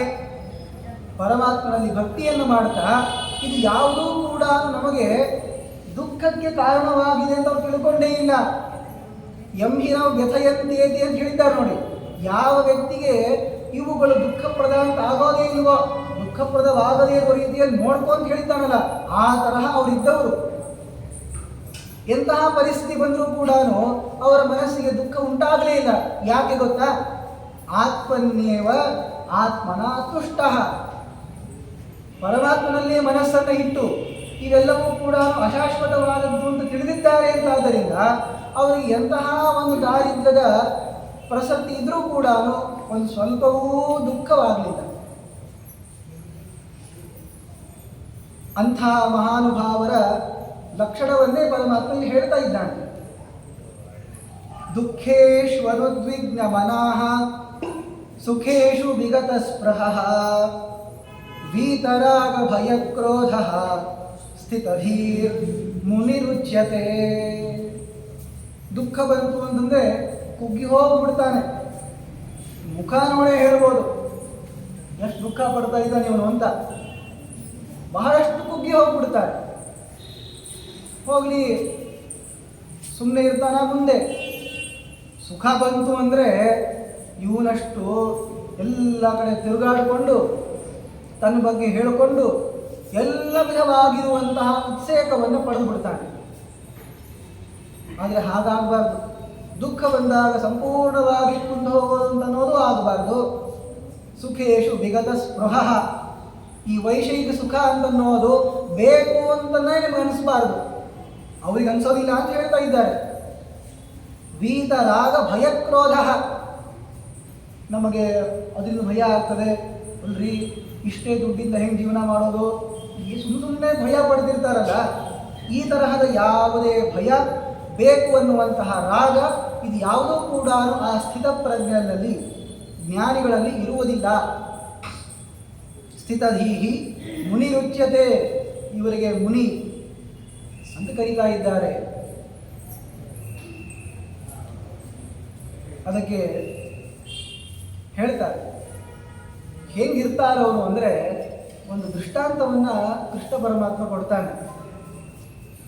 ಅವರೇನು ಪದಾರ್ಥಗಳನ್ನು ನೋಡೋದಿಲ್ಲ ಅಂತಿಲ್ಲ, ಅಥವಾ ಸಂಪೂರ್ಣವಾಗಿ ಉಪವಾಸದಲ್ಲೇ ಇರ್ತಾರೆ ಅಂತಲೂ ಏನಿಲ್ಲ. ಇರ್ತಾರೆ, ಆದರೆ ಊಟವನ್ನು ಮಾಡ್ತಾರೆ. ನಾವು ಮಾಡ್ತೀವಿ, ಆದರೆ ನಮಗೂ ಅವರಿಗೂ ಏನು ವ್ಯತ್ಯಾಸ ಅನ್ನೋದನ್ನು ಕೃಷ್ಣ ತೋರಿಸ್ಕೊಡ್ತಾನೆ. ಯದಾ ಸಂಹರತೆ ಚಾಯಂ ಕೂರ್ಮೋಂಗಾನೀವ ಸರ್ವಶಃ ಇಂದ್ರಿಯಾಣೀಂದ್ರಿಯಾರ್ಥೇಭ್ಯಃ ತಸ್ಯ ಪ್ರಜ್ಞಾ ಪ್ರತಿಷ್ಠಿತಾ. ಈಗ ನಾವು ಕೂಡ ಪದಾರ್ಥಗಳನ್ನು ಬೇಕು ಎಂದು ಬಯಸಿ ಅವುಗಳ ಅನುಭವವನ್ನು ಮಾಡಿಕೊಳ್ತಾ ಇದ್ದೀವಿ, ಸುಖವನ್ನು ಪಡ್ತಾ ಇದ್ದೀವಿ. ಆದರೆ ಇವತ್ತೇ ಬಿಟ್ಟು ಹೋಗ್ರಿ ಅಂದರೆ ಬಿಟ್ಟು ಹೋಗ್ಲಿಕ್ಕೆ ಆಗ್ತದಾ? ಆಗೋದಿಲ್ಲ. ಅಥವಾ ಇನ್ಮೇಲಿಂದ ಇನ್ನು ತಿನ್ನಬೇಡಿ ಅಂತ ಇವತ್ತೇ ಹೇಳಿಬಿಟ್ರೆ ಈ ಮುಂದಿನ ಕ್ಷಣದಿಂದಲೇ ನಮಗೆ ತಿನ್ಲಿಕ್ಕಾಗಲ್ಲ, ನಾವು ಅದ್ರ ಬಗ್ಗೆ ವಿಚಾರವನ್ನೇ ಮಾಡಲ್ಲ ಅಂತ ಹೇಳಿಕ್ಕಾಗ್ತದಾ? ಆಗೋದಿಲ್ಲ. ಆದರೆ ಜ್ಞಾನಿಗಳು ಹೇಗಿರ್ತಾರೆ ಅಂದರೆ ವಸ್ತುತಃ ಅವರೇನು ಬೇಕು ಅಂತ ಪ್ರವೃತ್ತಿ ಮಾಡಲಿಕ್ಕೆ ಹೋಗಲ್ಲ. ಆದರೂ ಅವ್ರಿಗೆ ಗೊತ್ತಿರ್ತದೆ ನಮ್ಮ ಪ್ರಾರಬ್ಧ ಕರ್ಮ ಇದೆ ಅಂತ. ಆದ್ದರಿಂದ ಇಷ್ಟು ಭೋಗವನ್ನು ಭೋಗಿಸಬೇಕು ಅಂತ ಪರಮಾತ್ಮ ಹೇಳಿದ್ದಾನೆ ಅಂತ ಭೋಗಿಸೋದೊಂದು ಇರ್ತಾರೆ. ಆದರೆ ಇದು ಬೇಡ ಅಂತ ಒಮ್ಮೆ ಅವ್ರ ಮನಸ್ಸಿನಲ್ಲಿ ಬಂತು ಅಂತಂದರೆ ಅನಾಯಾಸವಾಗಿ ತಮ್ಮ ಪಂಚೇಂದ್ರಿಯಗಳನ್ನು ಕೂಡ ವಿಷಯಗಳ ಕಡೆಗೆ ಬಿಡದಂತೆ ಆರಾಮಾಗಿ ವಾಪಸ್ ತೆಕ್ಕೊಂಡ್ಬಿಡ್ತಾರೆ ಅದನ್ನು. ಅದಕ್ಕೆ ಏನು ದೃಷ್ಟ ಅಂತ ಅಂದರೆ ಕೂರ್ಮಃ ಅಂಗಾನೀವ. ಆಮೆ ಕಾಲುಗಳನ್ನು ಚಾಚಿ ಮುಖವನ್ನು ಹೊರಗೆ ಹಾಕ್ಬಿಟ್ಟು ಎಲ್ಲ ಕಡೆ ಸಂಚಾರ ಮಾಡ್ತದೆ. ಅದನ್ನು ಬೇಕು ಇದನ್ನು ಬೇಕೆಲ್ಲ ತಿಂತದೆ. ಬೇಡ ಅಂತ ಅನ್ನಿಸ್ತಪ್ಪ ಎಲ್ಲ ಕಾಲುಗಳನ್ನೆಲ್ಲ ಒಳಗೆ ಹಾಕ್ಕೊಂಡು ತಲೆನ ಒಳಗೆ ಹಾಕ್ಕೊಂಡು ಸುಮ್ಮನೆ ಕೂತ್ಕೊಂಡ್ಬಿಡುತ್ತೆ. ಇದನ್ನು ಮಾಡಬೇಕಾದಾಗ ಆಮೆಗೆ ಏನಾದರೂ ಕಷ್ಟ ಆಗ್ತದೆ.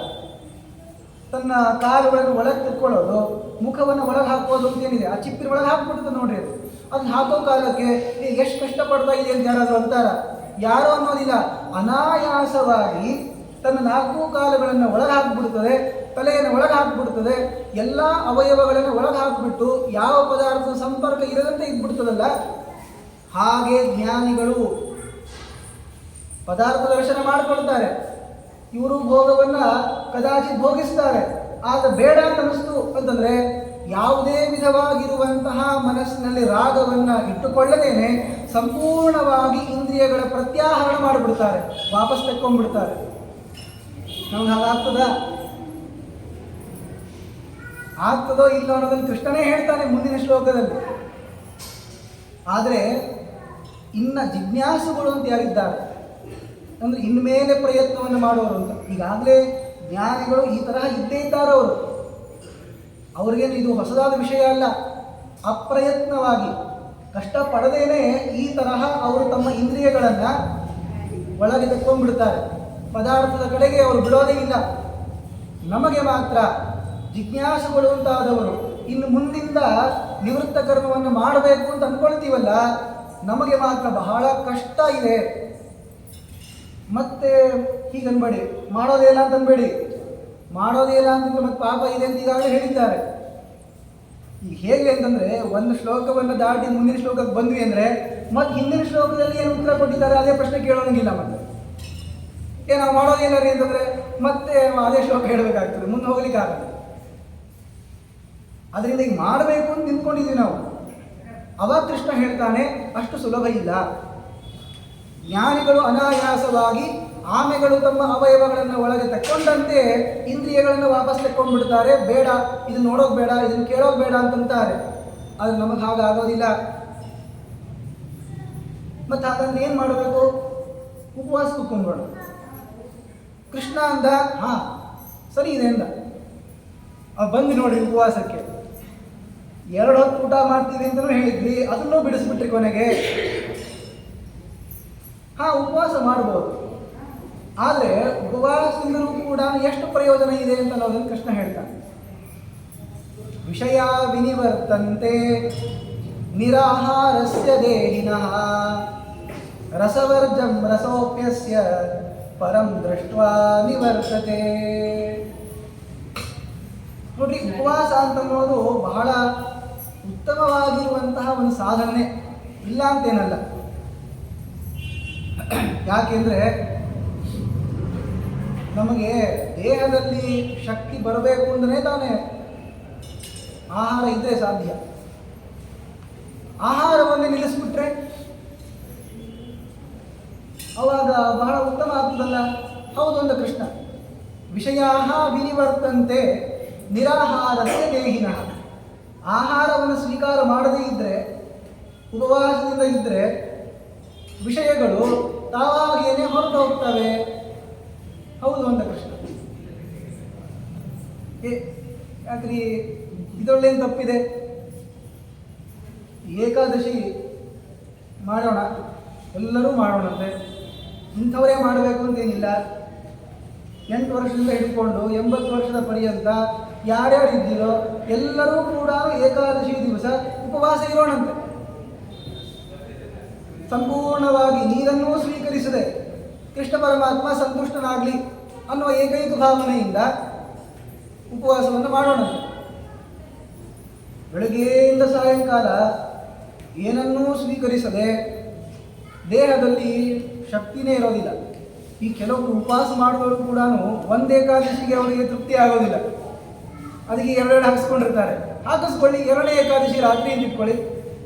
ಅಂದರೆ ಸಂಪೂರ್ಣವಾಗಿ ನಿಮ್ಮ ದೇಹದಲ್ಲಿ ಶಕ್ತಿ ಇಲ್ಲ ಅನ್ನೋ ಥರ ಆಗ್ತದೆ. ಆವಾಗ ಚಲೋ ಹೊತ್ತಾಗಿ ಒಬ್ಬ ತಿಂದು ಬಂದಂತಹ ವ್ಯಕ್ತಿ ಕೇಳ್ತಾನೆ, ಬಾರೋ ಹೊರಗೆ ಹೋಗೋಣ ಆಟಾಡಲಿಕ್ಕೆ ಅಂತ.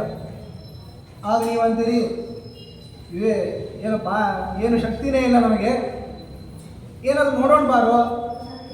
ನೋಡ್ಲಿಕ್ಕೆ ಆಗಲ್ಲಪ್ಪ, ಹೋಗ್ಲಿ ಏನಾದರೂ ಕೇಳೋಣ, ಹಾಡು ಗೀಡು ಕೇಳ್ಕೊಂಬರೋಣ ಅಂತಂದರೆ ಕೇಳಲಿಕ್ಕೆ ಆಗೋದಿಲ್ಲ ಅಂತ ನಾವು, ನೋಡ್ಲಿಕ್ಕೆ ಆಗೋದಿಲ್ಲ ಅಂತಾನೆ, ಕೇಳಲಿಕ್ಕೆ ಆಗೋದಿಲ್ಲ ಅಂತಂತಾನೆ.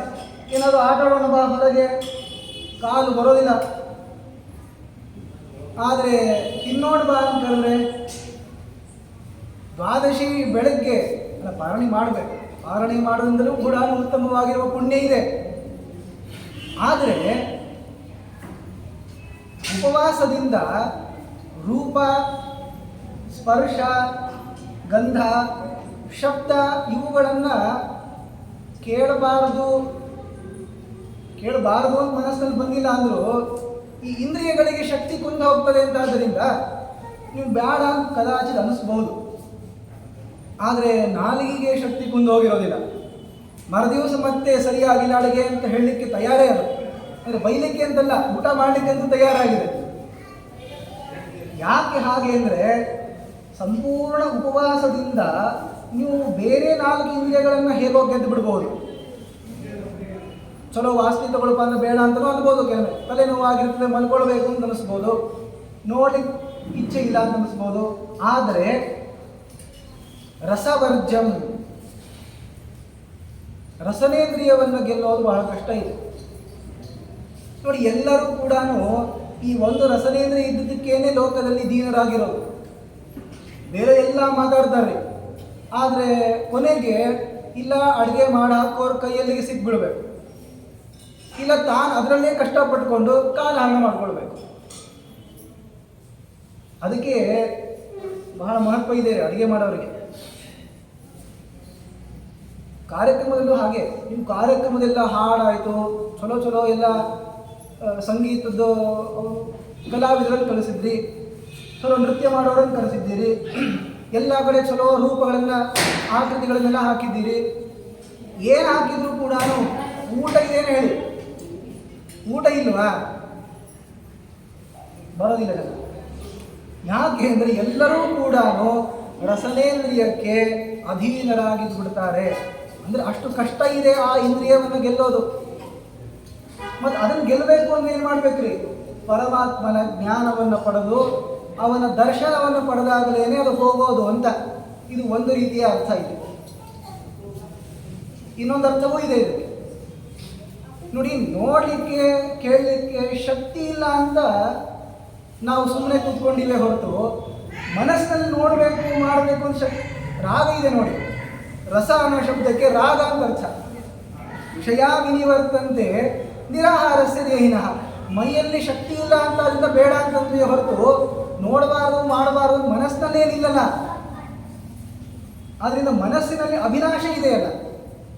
ರಸವರ್ಜಂ ರಸೋಪ್ಯಸ್ಯ ಪರಂ ದೃಷ್ಟ್ವಾ ನಿವರ್ತತೆ.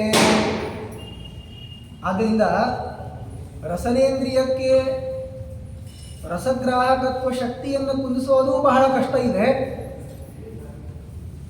ಆಮೇಲೆ ಮನಸ್ಸಿಗೆ ಅದನ್ನು ಸ್ವೀಕರಿಸಬೇಕು, ತಿನ್ನಬೇಕು, ಕುಡಿಬೇಕು ಅನ್ನುವಂತಹ ಆಸೆಯನ್ನು ಹೋಗಿಸೋದು ಕಷ್ಟ ಇದೆ. ಬೇರೆ ವಿಷಯಗಳಲ್ಲಿ ಇಂದ್ರಿಯಗಳ ಶಕ್ತಿಯನ್ನು ನಾವು ಏನೋ ಊಟಕ್ಕೆ ಹಾಕಲ್ಲ ಅಂತ ಕಷ್ಟಪಟ್ಟುಬಿಟ್ಟು ಶಕ್ತಿಯನ್ನು ನಾವು ಕುಗ್ಗಿಸಬಹುದು. ಆದರೆ ಆಶೆಯನ್ನು ಕುಗ್ಸೋದು ಹೇಗೆ? ಮನಸ್ಸಿಗೆ ಬೇಡ ಅನ್ಸಿಸ್ಬೇಕಲ್ಲ, ಆದರೆ ಬೇಕು ಅಂತ ಅನಿಸ್ತಿರ್ತದೆ, ಮತ್ತೆ ಶಕ್ತಿ ಇಲ್ಲ ಅಂತ ತಿಂದಿಲ್ಲ ಅಷ್ಟೇ. ಅದಕ್ಕೆ ಅಂತ ನೋಡಿ, ನನಗೇನಾದರೂ ಶಕ್ತಿ ಇದ್ದರೆ ಅವನು ಹೊಡೆದು ಬಿಡ್ತಿದ್ದಾರೆ, ಅದೇನು ಮಾಡೋದು, ಶಕ್ತಿ ಇಲ್ಲ ಸುಮ್ಮನೆ ಕೂತ್ಕೊಂಡಿದ್ದೀನಿ ಅಂತ. ಅಂದರೆ ಮನಸ್ಸನ್ನು ಹೊಡಿಬೇಕು ಅಂತಿದೆ, ಮನಸ್ಸಿನಲ್ಲಿ ಬೈಬೇಕು ಅಂತಿದೆ, ಆದರೆ ಬೈದರೆ ಮತ್ತೆ ತಿಳ್ಕೊಳ್ತಾನೋ ಅಂತನೋ ಭಯದಿಂದ ಪ್ರವೃತ್ತಿ ಮಾಡ್ತಾ ಇಲ್ಲ. ಆದರೆ ಮನಸ್ಸಿನಲ್ಲಿ ಆ ದ್ವೇಷ ಇದೆ ಅಲ್ಲ. ಈಗ ಮೇಲ್ನೋಟಕ್ಕೆ ಜನ ಏನು ಅನ್ಕೊಳ್ತಾರೆ ಅಂತ ಹಾಗೆ ತಯಾರಾದರೆ ಸಾಲದು, ಮನಸ್ಸ ನಾವು ತಯಾರಾಗಬೇಕು. ಮನಸ್ಸಿನಿಂದಲೂ ಕೂಡ ನಮಗೆ ಈ ದುಷ್ಟವಾಗಿರುವಂತಹ ಕಾಮನೆ ಇಲ್ಲ ಅಂತ ಯಾವಾಗ ಆಗ್ತದೋ ಆವಾಗ ನಮಗೆ ಉತ್ತಮವಾಗಿರುವ ಜ್ಞಾನ ಬರ್ಲಿಕ್ಕೆ ಸಾಧ್ಯ. ಮೇಲ್ನೋಟಕ್ಕೆ 4 ಜನ ನಮ್ಮನ್ನ ತಪಸ್ವಿಗಳನ್ನು ಕರೆದ್ಬಿಟ್ರು, ಏನ್ರಿ ವ್ರತ ಮಾಡ್ತಾರೆ, ಅನುಷ್ಠಾನ ಮಾಡ್ತಾರೆ, ಭಾಳ ಸರಿ ಇದ್ದಾರೆ ಇವರು ಅಂತ ಅವ್ರಿಗೆ ಅನ್ಸೋದಲ್ಲ, ನಮಗನ್ನಿಸ್ಬೇಕು ಮೊದಲು. ಯಾಕೆ ಅವ್ರು ಅಂತಾರೆ ಪಾಪ, ಯಾಕೆ ಕಷ್ಟ ಅಂತೂ ಬರ್ತಾ ಇದ್ದೀವಲ್ಲ. ಆದರೆ ಎಷ್ಟು ಇಂದ್ರಿಯ ಜಯ ಬಂತು? ಬರಲಿಲ್ಲ. ಅದಕ್ಕಂತಾನೆ ಬೇರೆ ಇಂದ್ರಿಯಗಳ ಶಕ್ತಿಗಳನ್ನು ನಾವು ಕುಂದಿಸ್ಬಿಡ್ಬೋದು, ಆದರೆ ಮನಸ್ಸಿನಲ್ಲಿ ಆ ರೂಪ ನೋಡಬೇಕು, ಆಮೇಲೆ ಸ್ಪರ್ಶವನ್ನು ಮಾಡ್ಕೊಳ್ಬೇಕು ಅನ್ನುವಂತಹ ಆಸೆ ಹೋಗಲ್ಲ. ಅಥವಾ 4 ಇಂದ್ರಿಯಗಳ ಶಕ್ತಿಯನ್ನು ಕೂಸಿದ್ರು ಕೂಡ ರಸನೇಂದ್ರಿಯದ ಶಕ್ತಿಯನ್ನು ಆಮೇಲೆ ತಿನ್ನಬೇಕು ಅನ್ನುವಂತಹ ಆಸೆಯನ್ನು ಕುಗ್ಗಿಸ್ಲಿಕ್ಕಾಗಲ್ಲ. ಆದ್ದರಿಂದ ಕಷ್ಟ ಇದೆ ಅರ್ಜುನ, ಅದು ಹೋಗ್ತದೆ, ಹೋಗೋದಿಲ್ಲ ಅಂತಲ್ಲ. ಪರಂ ದೃಷ್ಟ ನಿವರ್ತತೆ, ಪರಮಾತ್ಮನ ದರ್ಶನ ಆಗಬೇಕು, ಅವಾಗ ಅದು ಹೋಗ್ತದೆ ಅಂತಂತಾನೆ. ಕಷ್ಟ ಇದೆ ಅಂತ ಹೇಳಿ ಬಿಡ್ಲಿಕ್ಕಾಗ್ತದ? ಯಾಕೆ ಸ್ವಲ್ಪ ಮುಖ್ಯಸ್ಯ ಧರ್ಮಸ್ಯ ತ್ರಾಯತೆ ಮಹತೋ ಭಯಾತ್. ಈ ಫಲ ಇದನ್ನ ಇಟ್ಕೊಳ್ಳಿ ಮನಸ್ಸಿನಲ್ಲಿ. ನಮಗೆ ಈ ನಿವೃತ್ತ ಕರ್ಮದಲ್ಲಿ ಮುನ್ನುಗ್ಗಿಸ್ಲಿಕ್ಕೆ ಬೇಕಾಗಿರುವಂತಹ ಶ್ಲೋಕ ಅದು. ನೀವು ಸ್ವಲ್ಪ ಆದರೂ ಮಾಡಿ. ಅದಕ್ಕೆ ಹೇಳ್ತಾರೆ, ನೀವು ಒಮ್ಮೆ ಇದು ಕಷ್ಟ ಇದೆ ಅಲ್ರಿ, ಆಗೋದಿಲ್ಲ ಅಂತ ಹೇಳಿ 100 ಅನಿವಾರ್ಯ ಪಕ್ಷಗಳಲ್ಲಿ ಹೇಗಿದೆ ಅಂತೆಲ್ಲ ತೋರಿಸ್ಕೊಡ್ತಾರೆ.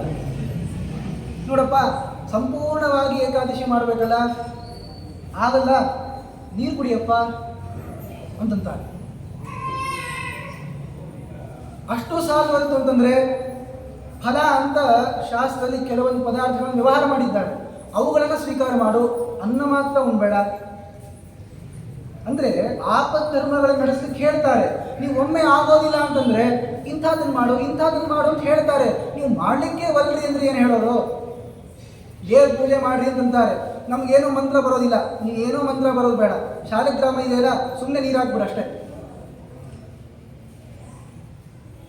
ತೀರ್ಥ ಅಂತ ಆಗ್ತದೆ. ಸ್ವಲ್ಪ ಮುಂದಕ್ಕೆ ಹೋಗ್ಬೇಕು, ನೋಡಪ್ಪ ಹಾಗೆ ಆಗಬಾರ್ದು, ನಾರಾಯಣ ಮಂತ್ರವನ್ನಾದರೂ ಹೇಳು, ನಾರಾಯಣ ನಾರಾಯಣ ಅಂತ ಬರೇ ನಾಮವನ್ನಾದರೂ ಹೇಳಿ ಹಾಕು ಅಂತಂತಾರೆ. ಹೀಗೆ ಒಂದೊಂದೇ ಹಂತವನ್ನು ಮೀರಿ ಹೋದಾಗ, ಇಲ್ಲಪ್ಪ ಶಂಖವನ್ನು ಸ್ವೀಕರಿಸಿ ನಾರಾಯಣ ಮಂತ್ರದಿಂದ ಅಭಿಮಂತ್ರಣ ಮಾಡಿಬಿಟ್ಟು ಪುರುಷ ಸೂಕ್ತ ಹೇಳಿಬಿಟ್ಟೇನೆ ಅರ್ಥಾನುಸಂಧಾನ ಪೂರ್ವಕವಾಗಿ, ವಿಷ್ಣು ಕರ್ತೃತ್ವಾನುಸಂಧಾನ ಪೂರ್ವಕವಾಗಿ ನೀನು ಅಸ್ವತಂತ್ರ ಅಂತ ತಿಳಿದು ಶಾಲಿಗ್ರಾಮ ಶಿಲಾದಲ್ಲಿ ಪರಮಾತ್ಮ ಯಾವಾಗಲೂ ಸನ್ನಿಹಿತನಾಗಿರ್ತಾನೆ. ಅಲ್ಲಿ ಬಿಂಬಮೂರ್ತಿಯಾಗಿರುವ ಶ್ರೀಹರಿಗಿಂತಲೂ ಕೂಡ ಅವನು ಭಿನ್ನ ಅಂತ ತಿಳಿಬೇಡ, ಐಕ್ಯ ಚಿಂತನೆಯನ್ನು ಮಾಡಿ ಹಾಕು ಅಂತ ಒಂದೊಂದೇ ಹಂತವನ್ನು ಏರಿಸ್ತಾರೆ. ನೀವು ಬೇಡ ಅಂತ ತಿಳ್ಕೊಂಡ್ಬಿಟ್ರೆ ಏನು ಮಾಡೋದು? ಬೇಡ ಅಂತ ಅಲ್ಲಿಗೆ ಹೋಗಬೇಡಿ. ಯಾಕೆ? ಇಷ್ಟು ಉತ್ತಮವಾಗಿರುವಂತಹ ಫಲವನ್ನು ಕೊಡುವಂತಹದ್ದು ಮತ್ತೊಂದಿಲ್ಲ. ಅದಕ್ಕೆ ಹೇಳ್ತಾ ಇರುವಂತಹದ್ದು, ಮಾಡ್ತೀನಿ ಅಂತ ಬಂದಾಗ ಏನೋ ಒಂದು ಹಾದಿ ತೋರಿಸ್ತಾನೆ ದೇವರು. ಮಾಡೋದೇನ ಸುಮ್ಮನೆ ಕುತ್ಕೊಂಡ್ಬಿಟ್ರೆ ಏನು ಮಾಡೋದು? ಅದರಿಂದ ಇಂದ್ರಿಯ ಜಯವನ್ನು ಸಂಪಾದನೆ ಮಾಡಬೇಕು. ಆ ಜ್ಞಾನಿಗಳು ಈ ತರಹ ಇಂದ್ರಿಯದ ಜಯವನ್ನು ಸಂಪಾದನೆ ಮಾಡಿಕೊಂಡಿರ್ತಾರೆ. ತಾವು ಕೂಡ ಕಷ್ಟ ಸಾಧ್ಯವಾಗಿರುವ ಈ ರಸನೇಂದ್ರಿಯವನ್ನು ಗೆಲ್ಲೋದು, ಮನಸ್ಸಿನ ಅಭಿಲಾಷೆಯನ್ನು ತೊರೆಯೋದು ಅಂತ ಅನ್ನೋದನ್ನು ಪರಬ್ರಹ್ಮನ ದರ್ಶನದಿಂದ ಅವರು ಕಳ್ಕೊಂಡಿರ್ತಾರೆ. ಅಂಥವರು ಈ ಸ್ಥಿತಪ್ರಜ್ಞರು, ಜ್ಞಾನಿಗಳು ಅಂತ ಕೃಷ್ಣ ಹೇಳ್ತಾ ಇದ್ದಾನೆ.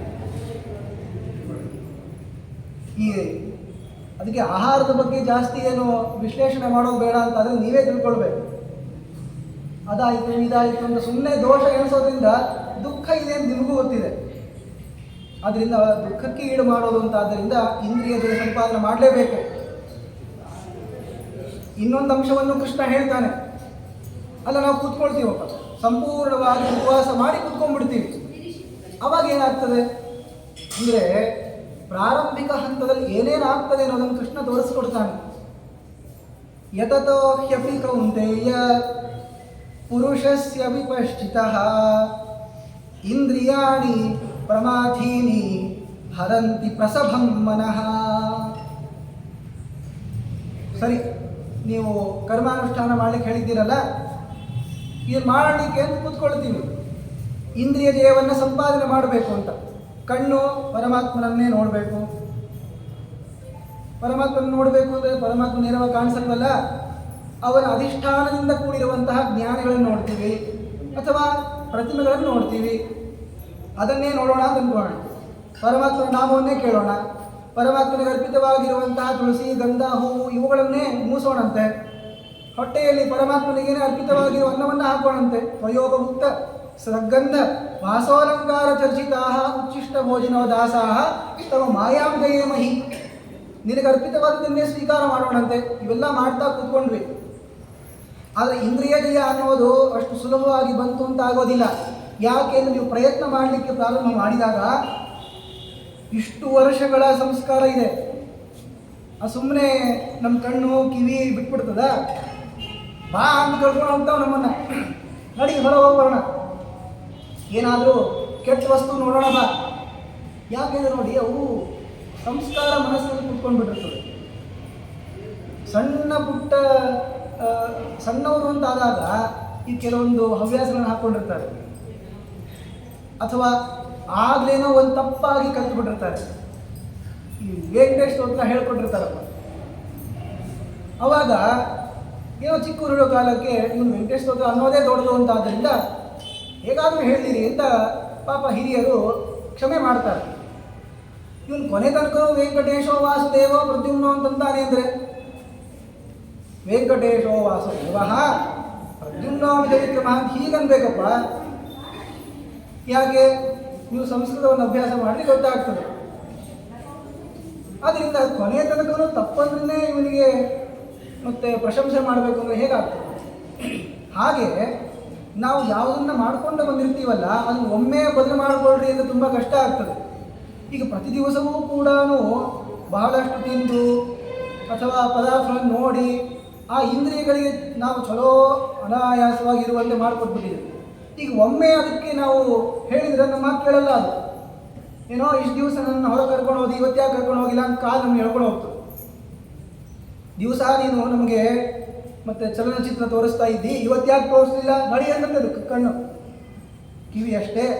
ಪ್ರತಿಯೊಂದು ಇಂದ್ರಿಯ ನೀವೇ ಸಮನ್ವಯ ಮಾಡ್ಕೊಳ್ಳಿ. ಆದರೆ ಇಷ್ಟು ದಿವಸ ಮಾಡಿ ಒಮ್ಮೆ ಬಿಡ್ತೀವಿ ಅಂದರೆ, ಅಥವಾ ಇದನ್ನು ಬಿಟ್ಟು ಈ ಕಡೆ ನಿವೃತ್ತ ಕರ್ಮದ ಕಡೆ ಬರ್ತೀವಿ, ಪ್ರಯತ್ನ ಮಾಡ್ತೀವಿ ಅಂದ್ರೂ ಕೂಡ ಪ್ರಸಭಂ ಎಳೆದು ಬಿಟ್ಟು ನಮ್ಮ ಮನಸ್ಸನ್ನು ಕರ್ಕೊಂಡು ಹೋಗ್ತಾವೆ ಅವೆಲ್ಲ.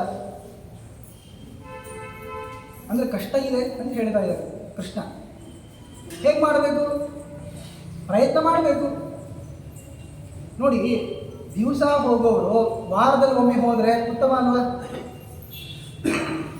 ಮತ್ತು ವಾರಕ್ಕೊಮ್ಮೆ ಅಂತ ಆದದ್ದು ತಿಂಗಳಿಗೊಮ್ಮೆ ಆದರೆ ಇನ್ನೂ ಉತ್ತಮ ಅಲ್ವಾ? ಹೀಗೆ ಒಂದೊಂದೇ ಮೆಟ್ಲನ್ನು ಹತ್ತಿ ಬರಬೇಕು.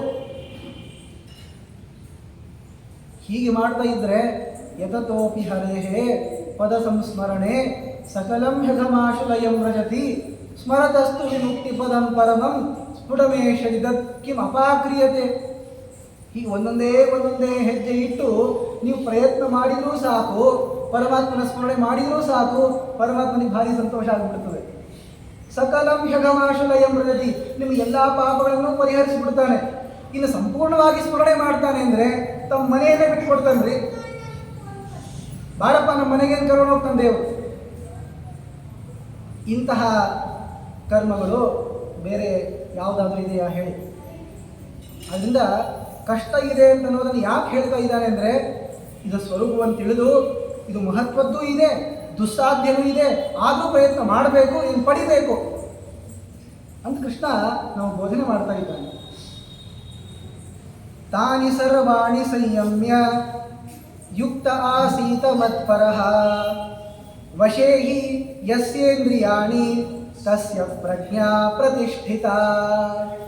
ಈ ತರಹ ಕಷ್ಟ ಇದ್ದರೂ ಕೂಡ ನೀವು ಕಷ್ಟಪಟ್ಟು ಇಂದ್ರಿಯಗಳನ್ನು ನಿಮ್ಮ ಕೈಯಲ್ಲಿ ತೆಗೆದುಕೊಂಡಿಟ್ಕೊಂಡ್ರೆ, ಇಂದ್ರಿಯ ಜಯದ ಸಂಪಾದನೆಯನ್ನು ಮಾಡಿದರೆ ಅಂಥವನಿಗೆ ಉತ್ಕೃಷ್ಟವಾಗಿರುವ ಜ್ಞಾನವು ಬರುತ್ತದೆ, ಅವನು ಸ್ಥಿತಪ್ರಜ್ಞನಾಗ್ತಾನೆ.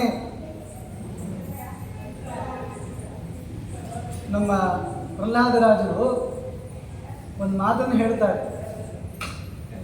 ನರಸಿಂಹದೇವರು ಎದುರಿಗೆ ನಿಂತ್ಕೊಂಡಾಗ ಸ್ತೋತ್ರ ಮಾಡ್ತಾರೆ. ಆ ಸ್ತೋತ್ರ ಮಾಡೋ ಕಾಲಕ್ಕೆ ಜಿತೇಂದ್ರಿಯತ್ವವನ್ನು ಸಂಪಾದನೆ ಮಾಡದೇ ಇದ್ದರೆ ನಮ್ಮ ಅವಸ್ಥೆ ಏನಾಗ್ತದೆ ಅನ್ನೋದನ್ನು ಹೇಳ್ತಾರೆ. ಇದರಲ್ಲಿ ಎಲ್ಲರೂ ಬಿದ್ದಿದ್ದಾರೆ. ಅಂದರೆ ಪಾಮರರು ಅಂತಷ್ಟೇ ಅಲ್ಲ, ಪಂಡಿತರನ್ನೂ ಸೇರಿಸಿಕೊಂಡು ಬೈದಿದ್ದಾರೆ ಪ್ರಹ್ಲಾದರಾಜರು. ಏನಂತಾರೆ ಗೊತ್ತಾ? ಮೌನಂ ವ್ರತ ಶ್ರುತ ತಪೋಧ್ಯಯನ ಸ್ವಧರ್ಮ ವ್ಯಾಖ್ಯಾರಹೋ ಜಪ ಸಮಾಧಯ ಆಪವರ್ಗ್ಯಾಃ ಪ್ರಾಯಃ ಪರಂ ಪುರುಷತೆ ತ್ವಜಿತೇಂದ್ರಿಯಾಣಾಂ ವಾರ್ತಾ ಭವಂತ್ಯುತ ನವಾತ್ರತು ಡಾಂಭಿಕಾನಾಂ.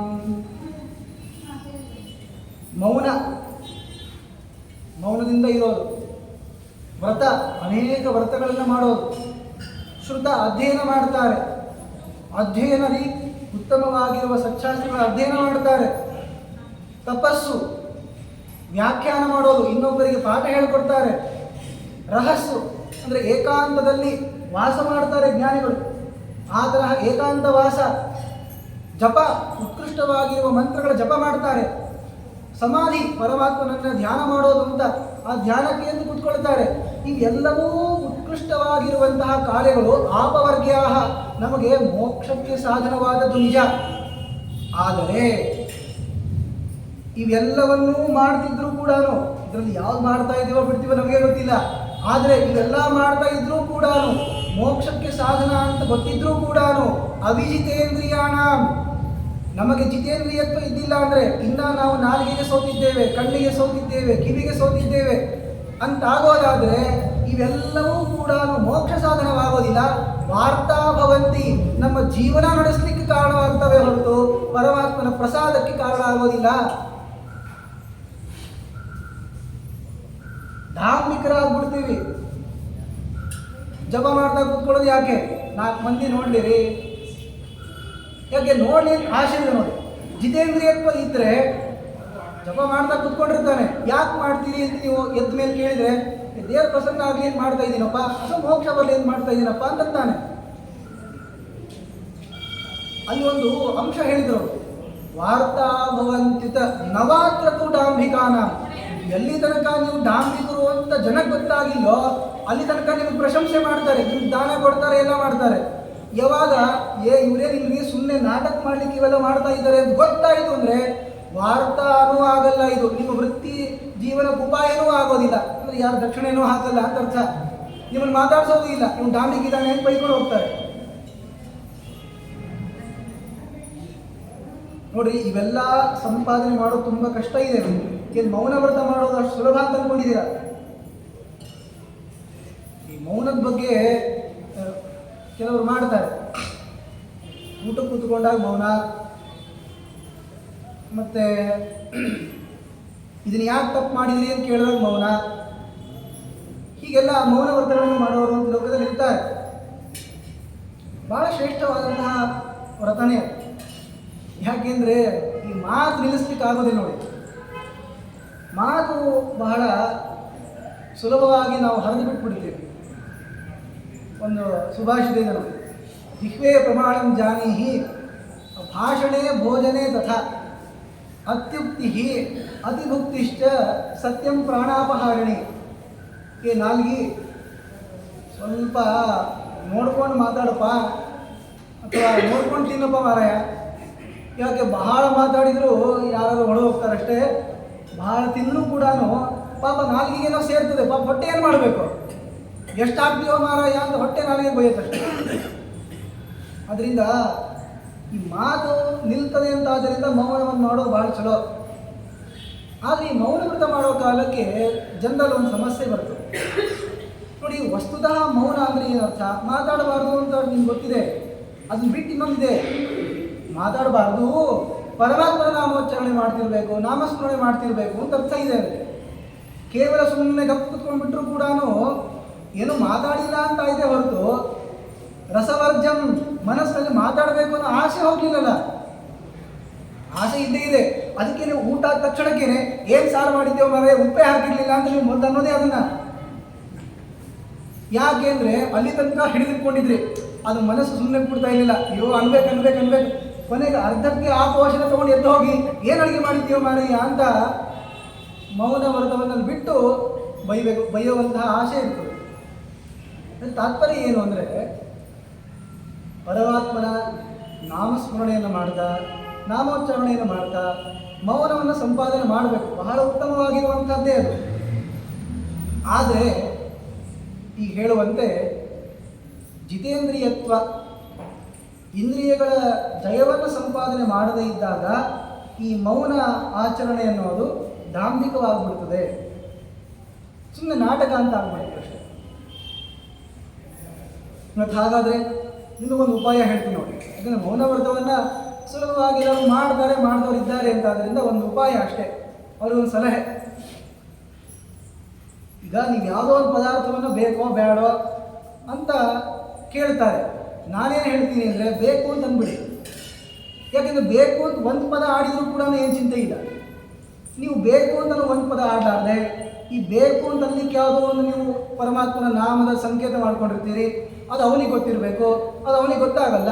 ನೀವು ಅದು ಮತ್ತೆ ಸಿಟ್ಟಿಗೆದ್ದು ಕೈ ಮೂಗು ಮಾಡಿಬಿಟ್ಟು ಹೇಳಬೇಕು. ಯಾಕೆ ಬೇಕು? ಇಷ್ಟು ಮಾಡೋದಕ್ಕಿಂತ ಬೇಕು ಅಂತ ಒಂದು ಶಬ್ದ ಪ್ರಯೋಗ ಮಾಡಿಬಿಡಿ. ಯಾಕಂದರೆ ಬೇಕು ಅಂತ ನೀವು ಒಂದು ಶಬ್ದ ಪ್ರಯೋಗ ಮಾಡಿದ ಮೇಲೆ ಹಾಕಿಸ್ಕೊಂಡ ಮೇಲೆ ಅದರಲ್ಲಿ ದೋಷ ಎಣಿಸಿಲ್ಲ ಅಂದರೆ ನಮಗೆ ತೃಪ್ತಿ ಆಗಲ್ವಲ್ಲ. ಅದಕ್ಕೆ ಸಂಪೂರ್ಣವಾಗಿ ಮೌನ ಮಾಡಿ. ಮತ್ತೆ ನಾನೇನು ಮೌನ ಮಾಡಬೇಡಿ ಅಂತ ಹೇಳ್ತಾ ಇಲ್ಲ. ಆದರೆ ಎಷ್ಟು ಶಬ್ದ ಪ್ರಯೋಗ ಮಾಡೋದ್ರಿಂದ ಕೆಲಸ ಆಗೋಗ್ತದೆ. ಬೇಕೋ ಬೇಡ ಅಂತ ಕೇಳಿದ್ರು, ಬೇಡ ಅಂತ ಹೇಳಿ, ಇಲ್ಲ ಬೇಕು ಅಂತ ಹೇಳಿ, ಯಾವುದೋ ಒಂದು ಪದ ಆಡಿದ್ರೆ ಸಾಕಲ್ಲ, ಅಲ್ಲಿಗೆ ಪಾಪ ಪಡಿಸ್ಕೊಂಡು ಹೋಗ್ಬಿಡ್ತಾನ್ರಿ ಅವನು. ಅಷ್ಟು ಮಾಡಿದ್ರೇ ನಿಮ್ಮ ಕೆಲಸ ಆಗಿರೋದು. ನೀವು ಹೆಚ್ಚಾಗಿರುವಂತಹ ಮಾತುಗಳನ್ನು ಯಾಕೆ ಆಡಲಿಕ್ಕೆ ಹೋಗ್ತೀರಿ? ಅಥವಾ ಅದನ್ನು ಒಂದನ್ನು ತಪ್ಪಿಸ್ಲಿಕ್ಕೆ ಅಂತ ಮನಸ್ಸಲ್ಲಿ ಇಷ್ಟೆಲ್ಲ ವಿಚಾರಗಳನ್ನು ಯಾಕೆ ತಗೊಂಡು ಬರ್ತೀರಿ? ಭಾಗವತದಲ್ಲೇ ಹೇಳಿರುವಂಥ ಉಪಾಯ ಇದು. ಸಿದ್ಧೇ ಅನ್ಯಥಾರ್ಥೇ ನ ಯಥೇತ ತತ್ತತ್ ಪರಿಶ್ರಮಂ ತತ್ತ ಸಮೀಕ್ಷಮಾನ. ಎಷ್ಟು ಮಾತಾಡೋದ್ರಿಂದ ಕೆಲಸ ಆಗೋಗ್ಬಿಡ್ತದೋ ಅಷ್ಟು ಮಾತಾಡಿದರೂ ಕೂಡ ನಿಮಗೆ ಇಂದ್ರಿಯ ಜಯ ಅಂತ ಅನ್ನೋದು ಬಂದೇ ಬರ್ತದೆ. ಅದೇನು ಪ್ರತಿಬಂಧಕವಾಗೋದಿಲ್ಲ ಅಂತ ಹೇಳ್ತಾರೆ ಭಾಗವತದಲ್ಲಿ. ಆದ್ದರಿಂದ ಸಂಪೂರ್ಣವಾಗಿ ಮೌನ ಮಾಡ್ತೀವಿ ಅಂತ ಅನ್ನೋದು ಇದ್ದೇ ಇದೆ. ಅದ್ರ ಜೊತೆಗೆ ನೀವು ಒಂದು ಅಕ್ಷರ ಮಾತಾಡಿ ಅದನ್ನು ಬಗೆಹರಿಸ್ಕೊಳ್ಬೋದು ಅಂತಿದ್ರೆ ಅವಶ್ಯವಾಗಿ ಮಾತಾಡಿದರೂ ಕೂಡ ನಮ್ಮ ಇಂದ್ರಿಯ ಜಯ ಸಿಕ್ಕೇ ಸಿಗುತ್ತದೆ. ಇವೆಲ್ಲವ ವಿಚಾರಗಳನ್ನು ಯಾಕೆ ಹೇಳಿದ್ದು ಅಂದರೆ, ಇಂದ್ರಿಯ ಜಯದ ಮಹತ್ವ ಏನು? ಇಂದ್ರಿಯ ಜಯ ಸಂಪಾದನೆ ಮಾಡಿಲ್ಲ ಅಂತಂದರೆ ನಾವು ಮಾಡುವ ಎಲ್ಲ ಸತ್ಕಾರ್ಯಗಳು ಅಂತ ಮೇಲ್ನೋಟಕ್ಕೆ ಆದದ್ದೆಲ್ಲವೂ ಕೂಡ ನಮ್ಮ ಜೀವನೋಪಾಯವಾಗಿಬಿಡುತ್ತದೆ ಹೊರತು ಪರಮಪುರುಷನಾದ ಶ್ರೀ ಹರಿಯ ಪ್ರಸಾದಕ್ಕೆ ಕಾರಣವಾಗೋದಿಲ್ಲ. ಅದಕ್ಕೆ ಕೃಷ್ಣನ ಹೇಳ್ತಾ ಇದ್ದಾನೆ, ತಾನಿ ಸರ್ವಾಣಿ ಸಂಯಮ್ಯ. ಇಂತಹ ಎಲ್ಲ ಇಂದ್ರಿಯಗಳನ್ನೂ ಕೂಡ ನಮ್ಮ ಸಂಯಮನದಲ್ಲಿ ಇಟ್ಟುಕೊಂಡು ಮತ್ಪರಃ, ನಾನೇ ಸರ್ವೋತ್ತಮ ಅಂದರೆ ಕೃಷ್ಣನೇ ಸರ್ವೋತ್ತಮ ಅಂತ ತಿಳಿದುಕೊಂಡು ಯಾರು ಇರ್ತಾರೋ, ಯಾರ ವಶದಲ್ಲಿ ಎಲ್ಲ ಇಂದ್ರಿಯಗಳಿವೆಯೋ ತಸ್ಯ ಪ್ರಜ್ಞಾ ಪ್ರತಿಷ್ಠಿತ, ಅವನಿಗೆ ಈ ಉತ್ಕೃಷ್ಟವಾಗಿರುವಂತಹ ಭಗವಂತನ ತತ್ವಜ್ಞಾನವು ಲಭಿಸುತ್ತದೆ. ಅವನು ಸ್ಥಿತಪ್ರಜ್ಞನಾಗಲಿಕ್ಕೆ ಸಾಧ್ಯ. ಅಂದರೆ ಸ್ಥಿತಪ್ರಜ್ಞರು ಹೀಗಿರ್ತಾರೆ ಅಂತ ಅಭಿಪ್ರಾಯದಲ್ಲಿ ಹೇಳ್ತಾ ಇದ್ದಾರೆ. ಅದಕ್ಕೆ ಕೃಷ್ಣ ಏನು ಮಾಡ್ತಾ ಇದ್ದಾನೆ ಅಂದರೆ, ಹೇಗೆ ಅದು ಪದಾರ್ಥಗಳ ದರ್ಶನ ಅಲ್ಲಿಂದ ಪ್ರಾರಂಭ ಮಾಡಿಕೊಂಡು ನಮ್ಮನ್ನು ಹಾಳು ಮಾಡಲಿಕ್ಕೆ ಒಯ್ತಾವೆ ಅಂತನ್ನುವಂತಹ ಆ ಪರಂಪರೆಯನ್ನು ತೋರಿಸ್ಕೊಡ್ತಾನೆ. ಬಹಳ ಅದ್ಭುತ ಇದೆ ಅದು. ನೋಡಿ, ಪದಾರ್ಥಗಳನ್ನು ಯಾಕೆ ನೋಡಬಾರ್ದು? ಕೆಲವೊಬ್ರು ಅಂತಾರೆ, ನಾವು ನೋಡ್ತೀವಿ ಆದರೆ ನಮಗೇನು ಅನಿಸೋದಿಲ್ಲಪ್ಪ ಅಂತ. ಬ್ರಹ್ಮಚಾರಿಗಳಿಗೆ ಅನೇಕ ನಿಯಮಗಳನ್ನು ಹೇಳ್ತಾರೆ, ಎಲ್ಲರಿಗೂ ಇದೆ. ಸನ್ಯಾಸಿಗಳಿಗಿದೆ, ಗೃಹಸ್ಥರಿಗಿದೆ, ವಾನಪ್ರಸ್ಥರಿಗಿದೆ, ಎಲ್ಲರಿಗೂ ಇದೆ.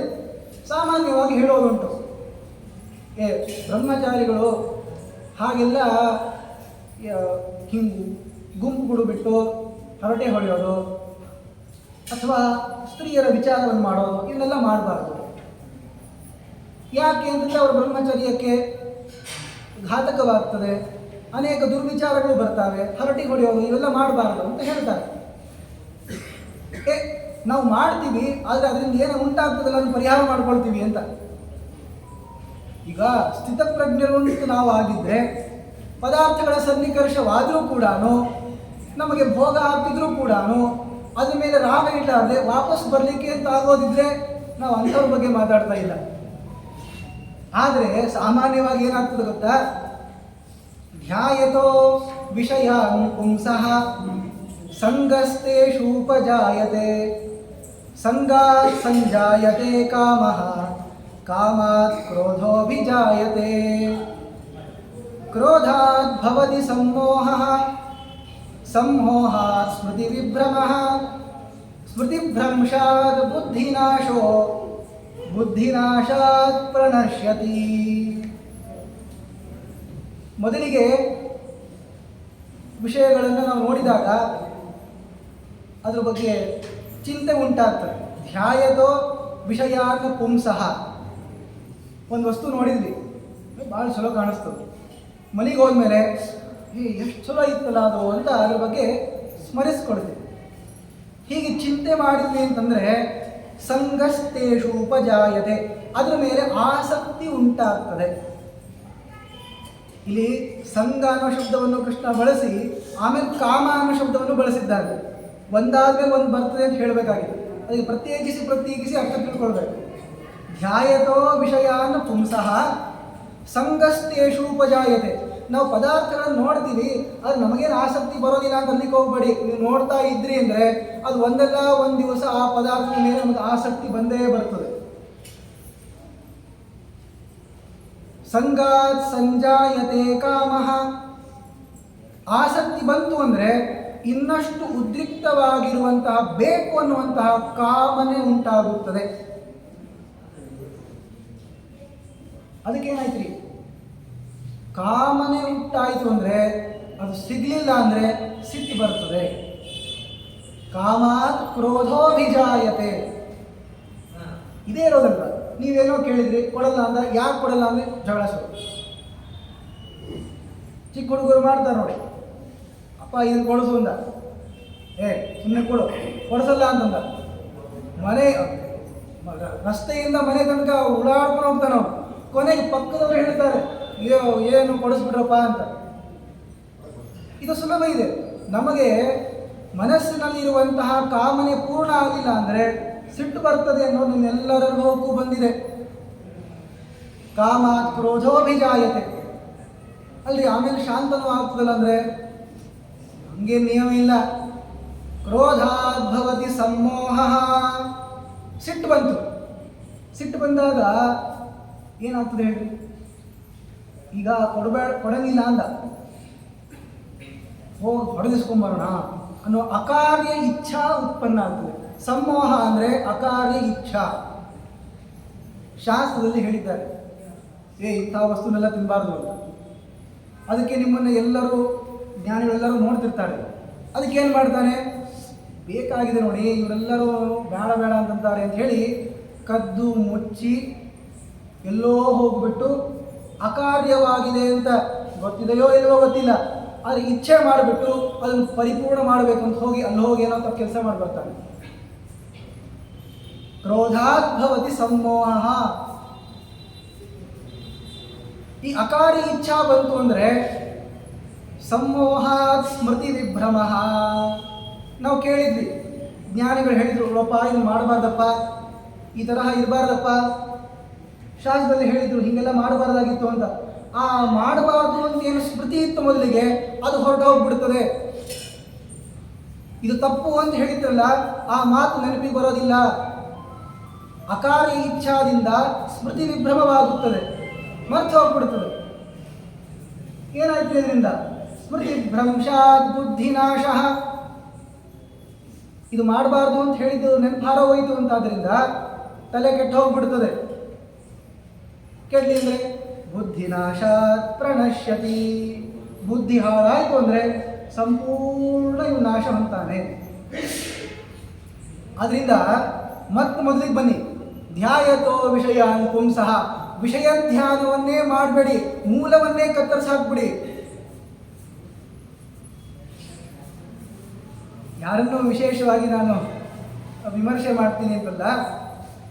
ಆದರೆ ಹಿಂದಿನ ಕಾಲಕ್ಕೆ ಅಂಗಡಿಗಳಿಗೆ ಒಳಗೆ ಬಿಡ್ತಾ ಇರಲಿಲ್ಲ. ಹೊರಗೆ ನೀವು ನಿಂತ್ಕೊಳ್ತಿದ್ರಿ, ಏನು ಬೇಕಪ್ಪ ಅಂತ ಅವ್ನು ಕೇಳ್ತಾನೆ. ಇಂಥ ವಸ್ತು ಬೇಕು ಅಂತೀರಿ, 1 kg ಅಕ್ಕಿ ಬೇಕಪ್ಪ. ಆಗ ಅವ 1 kg ಅಕ್ಕಿ ಕೊಡ್ತಾನೆ, ಕೊಟ್ಟು ಕಳಿಸ್ಬಿಡ್ತಾನೆ. ನೀವು ಮನೆಗೆ ಬಂದ್ರಿ. ಇದು ಅನಾಯಾಸವಾಗಿತ್ತು. ಇವಾಗ ಏನು ಮಾಡ್ತಾರೆ, ಒಳಗೆ ಬಿಡ್ತಾರೆ, ಎಲ್ಲ ವಸ್ತುನ ತೋರಿಸ್ತಾರೆ. ನಿಮಗೆ ಬೇಕಾಗಿದ್ದು 1 ಕಿಲೋ ಅಕ್ಕಿ. ಹೊಸ ಪದಾರ್ಥ ಬಂದಿದೆ ನೋಡ್ರಿ, ಇದನ್ನು ತಗೊಳ್ರಿ ಅಂತ ಸಾಲದಕ್ಕೆ ನೀವು ಒಬ್ಬರೇ ಹೋಗಲ್ಲ. ಚಿಕ್ಕ ಮಕ್ಕಳನ್ನು, ಸ್ತ್ರೀಯರನ್ನು ಬೈತೀನಿ ಅಂತಲ್ಲ, ಸ್ತ್ರೀಯರನ್ನು ಕರ್ಕೊಂಡು ಹೋಗಿರ್ತೀರಿ, ಬೇಕು ಅಂತಾರೆ. ಯಾಕೆ? ಆ ವಸ್ತು ನೋಡಿದ್ರು. ಆಮೇಲೆ ನಮ್ಮ ಮನಸ್ಸು ಎಷ್ಟು ಪ್ರಬಲ ಇದೆ ಅಂದರೆ, ಇಷ್ಟೆಲ್ಲ ಕಾಯೋದೇ ಇಲ್ಲ. ಇಷ್ಟೆಲ್ಲ ಒಂದಾದ್ಮೇಲೆ ಒಂದು ನಾವು ಹೇಳಲಿಕ್ಕೆ ಅಷ್ಟೇ ಸಮಯ ತಗೊಂಡಿದ್ದು. ಇದು ಆಗಲಿಕ್ಕೆ ಸಮಯ ಬೇಡ, ಭಾಳ ಲಗ್ನ ಆಗ್ಬಿಡ್ತದೆ. ಅದು ವಸ್ತು ಬೇಕು ಅಂದರೆ ತೊಗೊಂಡು ಬೇಕು ಅಂತ ಮನೆಯಿಂದ ಬಂದಾಗ ಒಂದೇ ವಸ್ತು ಬೇಕಾಗಿತ್ತು ನಿಮಗೆ.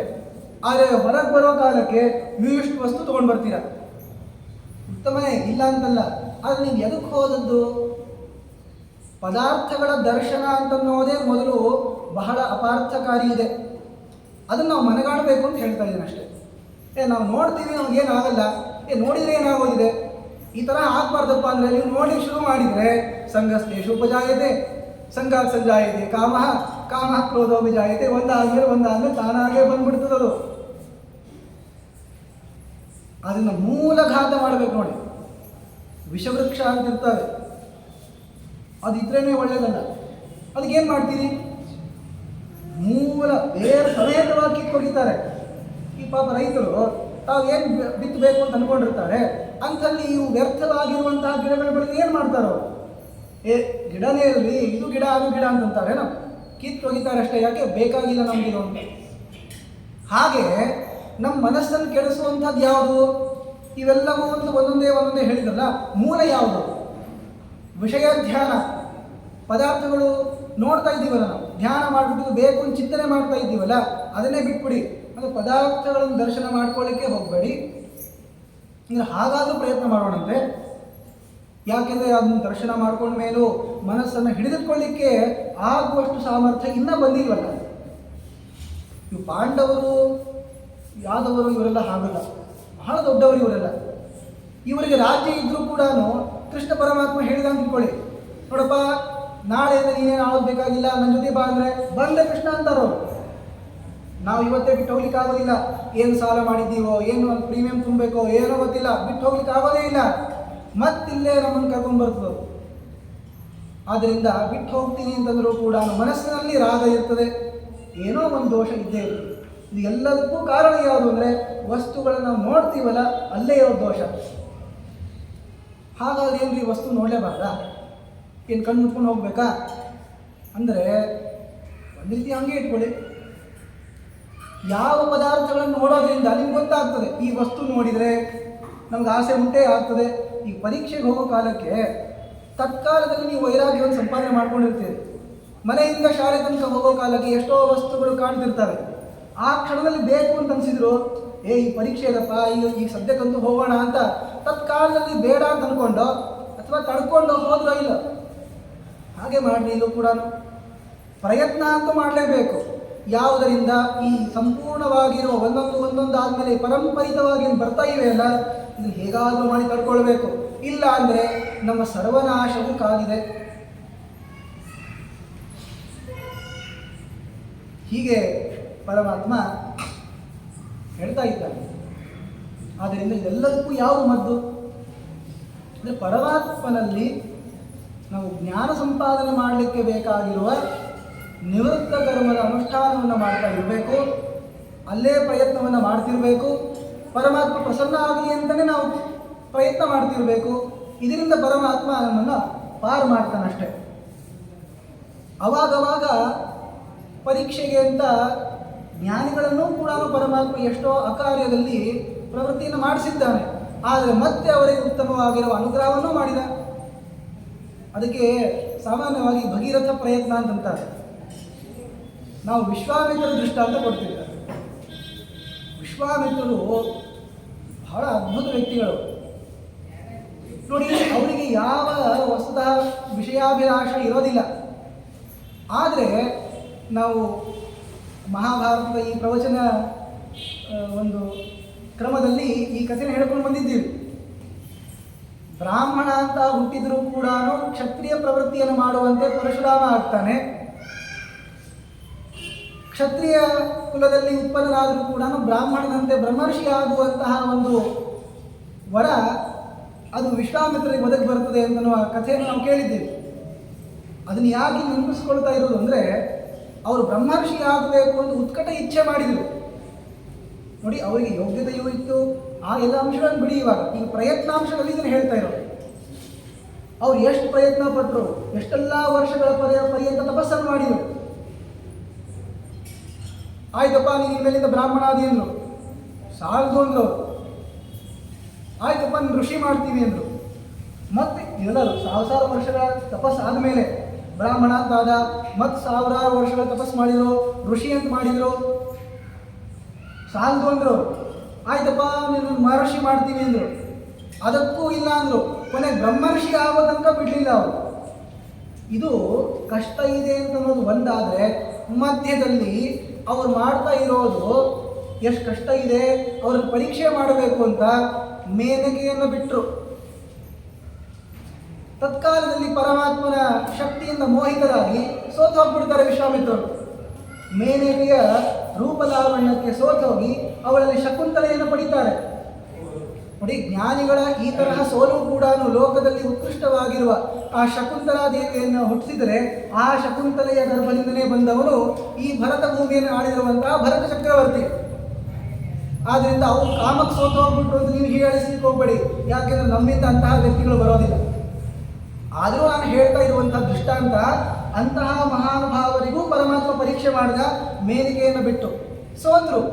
ಅನಿಸ್ತವರಿಗೆ, ಅಯ್ಯೋ ನಾನು ಎಲ್ಲ ಮತ್ತೆ ನನ್ನ ಕಾಲ ಹರಣ ಮಾಡಿಬಿಟ್ನಲ್ಲ, ಎಲ್ಲ ಪುಣ್ಯ ಹೋಗ್ಬಿಡ್ತಲ್ಲ ಅಂತ ಮತ್ತೆ ಕೂತ್ಕೊಂಡು ನೀನು ಋಷಿ ಮಾಡ್ತೀನಪ್ಪ, ಮಹರ್ಷಿ ಮಾಡ್ತೀನಪ್ಪ ಅಂತ ಏನಂದ್ರೂ ಕೂಡ ಸಂತುಷ್ಟರಾಗಲಿಲ್ಲ. ಕೊನೆಗೆ ಬ್ರಹ್ಮರ್ಷಿ ಪದವಿ ಬರೋ ತನಕ ಪ್ರಯತ್ನ ಪಟ್ಟರು. ಪರಮಾತ್ಮನು ಪ್ರಸನ್ನ ಆದ, ಬ್ರಹ್ಮದೇವರು ಪ್ರಸನ್ನ ಆದರು, ಬ್ರಹ್ಮರ್ಷಿತ್ವವನ್ನು ಕೊಟ್ಟರು. ಏನ್ರಿ ಹೆಂಗಂದ್ರೆ, ನಾವು ಬ್ರಹ್ಮರ್ಷಿಗಳಾಗೋಣ ಅಂದರೆ ನಾವು ಯಾವ ಋಷಿ ಆಗೋದು ಬೇಡರಿ. ಇಲ್ಲಿ ಎಷ್ಟು ಹೇಳಿದ್ದಾರೆ ಅಷ್ಟು ನಮ್ಮ ಯೋಗ್ಯತಾನುಸಾರವಾಗಿ ನಿವೃತ್ತ ಕರ್ಮಾನುಷ್ಠಾನವನ್ನು ಮಾಡ್ತಾ ಇದ್ರೆ ಸಾಕು, ಪರಮಾತ್ಮ ವೈಕುಂಠ ಕರ್ಕೊಂಡು ಹೋಗ್ತಾನೆ. ಹೇಳಿರುವ ತಾತ್ಪರ್ಯ ಏನು ಅಂದರೆ, ಜ್ಞಾನಿಗಳಿಗೂ ಕೂಡ ದುಸ್ತರ ಅಂತಾದರೆ ಅವರು ಪರಮಾತ್ಮನ ಅನುಗ್ರಹದಿಂದ, ಧೈರ್ಯದಿಂದ ಅದನ್ನು ಮಾಡಿ ತಲುಪಿದ್ದಾರೆ. ಅವರನ್ನು ನೋಡಿಕೊಂಡು ನಡುವೆ ಎಷ್ಟೇ ನಮಗೆ ಕಾಮಕ್ರೋಧಗಳ ಉಪಘಾತ ಆದರೂ ಕೂಡ ಸಹಿಸಿಕೊಂಡು ಧೈರ್ಯದಿಂದ ಮುನ್ನುಗ್ಗಬೇಕು ಅನ್ನುವುದನ್ನು ಕೃಷ್ಣ ಪರಮಾತ್ಮ ನಮಗೆ ಉಪದೇಶ ಮಾಡಿಕೊಡ್ತಾ ಇದ್ದಾನಷ್ಟೇ. ಆಯ್ತು, ಹಾಗಾದರೆ ಇವೆಲ್ಲ ಯಾಕೆ ಹೇಳಿದ್ದು? ಅರ್ಜುನನ ಒಂದು ಪ್ರಶ್ನೆಗೆ ಉತ್ತರ ರೂಪವಾಗಿ ಹೇಳಿದ್ದು. ಸ್ಥಿತಪ್ರಜ್ಞರು, ಜ್ಞಾನಿಗಳು ಹೇಗಿರ್ತಾರೆ ಅಂತ ಒಂದು ಹೇಳಿದ್ದು. ಅದಕ್ಕೆ ಪರಮಾತ್ಮ ಇಷ್ಟೆಲ್ಲ ಉತ್ತರ ಕೊಟ್ಟ. ಆಗ ಪರಮಾತ್ಮ ಅಂದ್ಕೊಂಡ, ಬಹಳ ವಿಸ್ತಾರ ಆಯ್ತಲ್ಲ, ಅದಕ್ಕೆ ಒಂದೇ ಒಂದು ಶ್ಲೋಕದಿಂದ ಈ ಸ್ಥಿತಪ್ರಜ್ಞರ ಬಗ್ಗೆ ಹೇಳ್ಬಿಡ್ತೀವಿ ಅಂತ ಒಂದು ಮಾತನಾಡ್ತಾನೆ. ಬಹಳ ಪ್ರಸಿದ್ಧವಾದ ಶ್ಲೋಕ ಇದೆ. ಯಾ ನಿಶಾ ಸರ್ವಭೂತಾನಾಂ ತಸ್ಯಾಂ ಜಾಗರ್ತಿ ಸಂಯಮಿ ಯಸ್ಯಾಂ ಜಾಗೃತಿ ಭೂತಾನಿ ಸಾ ನಿಶಾ ಪಶ್ಯತೋ ಮುನೇಃ. ಬಹಳ ಅದ್ಭುತ ಶ್ಲೋಕ ಇದೆ ನೋಡ್ರಿ. ಜ್ಞಾನಿಗಳು ಅಂದರೆ, ನೀವು ಯಾವಾಗ ಮಲ್ಕೊಂಡಿರ್ತೀರಲ್ಲ ಅವಾಗ ಎದಿರ್ತಾರೆ. ನೀವೆಲ್ಲ ಯಾವಾಗ ಎದಿರ್ತೀರೋ ಅವಾಗ ಅವ್ರು ಮಲ್ಕೊಂಡಿರ್ತಾರೆ. ಹೀಗೆ ಈ ಶ್ಲೋಕದ ಸಾಮಾನ್ಯವಾದ ಅರ್ಥ ಅಂದ್ರೇನು, ನಾವು ಮಲ್ಕೊಂಡ್ಬಿಟ್ಟಿರ್ತೀವಲ್ಲ ಅವಾಗ ಅವ್ರು ಎದ್ದಿರ್ತಾರೆ. ಅಂದರೆ ಗುರುಕರುಗಳು ಎದ್ದಿರ್ತಾರೆ, ಮತ್ತೆ ಪಾಪ ನಮ್ಮ ಸಲುವಾಗಿ ರಾತ್ರಿ ಕಾಯ್ತಿರ್ತಾರೆ. ಹಂಗೆ ಅನ್ಕೊಂಡ್ಬಿಡ್ಬೇಡಿ. ಮತ್ತೆ ಇಲ್ಲಿ ವಿಷ ಅಂದರೆ ರಾತ್ರಿ ಅಂತ ಅರ್ಥ ಅಲ್ಲ, ರಾತ್ರಿಯಂತೆ ಇರುವ ಪರಮಾತ್ಮ ಅಂತ ಅರ್ಥ. ನಿಶಾ ಶಬ್ದಕ್ಕೆ ಪರಮಾತ್ಮ ಅಂತ ಅರ್ಥ. ಅದೇಗೆ ಅಂದರೆ ನೋಡಿ, ಈ ಶ್ಲೋಕದ ಅರ್ಥ ಹೀಗೆ.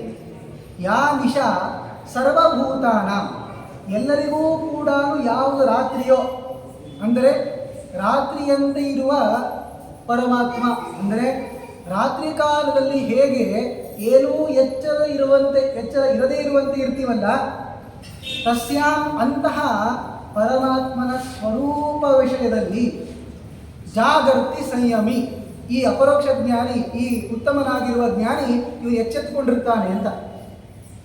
ಅಂದರೆ ರಾತ್ರಿ ಕಾಲದಲ್ಲಿ ನಾವು ಮಲ್ಕೊಂಡ್ಬಿಟ್ಟಿರ್ತೀವಿ, ಯಾವುದೇ ಪರಿಚಯನೂ ಇರೋದಿಲ್ಲ, ಮೈ ಮೇಲೆ ಎಚ್ಚರಿಕೆಯೇ ಇರೋದಿಲ್ಲ.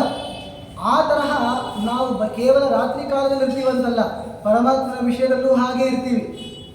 ಬೇರೆ ಜನರು ಪರಮಾತ್ಮನ ಬಗ್ಗೆ ಏನೂ ವಿಚಾರ ಮಾಡಲಾದ್ದರಿಂದ ಪರಮಾತ್ಮ ಅವರಿಗೆ ರಾತ್ರಿ ಇದ್ದ ಹಾಗೆ, ಯಾಕೆ ಮಲ್ಕೊಂಡು ಬಿಡುತ್ತಾರೆ ಅಂತಾದ್ದರಿಂದ ರಾತ್ರಿ ಕಾಲದಲ್ಲಿ ಹೇಗೆ ಎಚ್ಚರ ಇರಲ್ವೋ ಹಾಗೆ ಪರಮಾತ್ಮನ ವಿಷಯದಲ್ಲೂ ಕೂಡ ನಮಗೆ ಎಚ್ಚರ ಇರೋದಿಲ್ಲ. ಆದ್ದರಿಂದ ನಮಗೆ ಪರಮಾತ್ಮ ರಾತ್ರಿ ಇದ್ದ ಹಾಗೆ.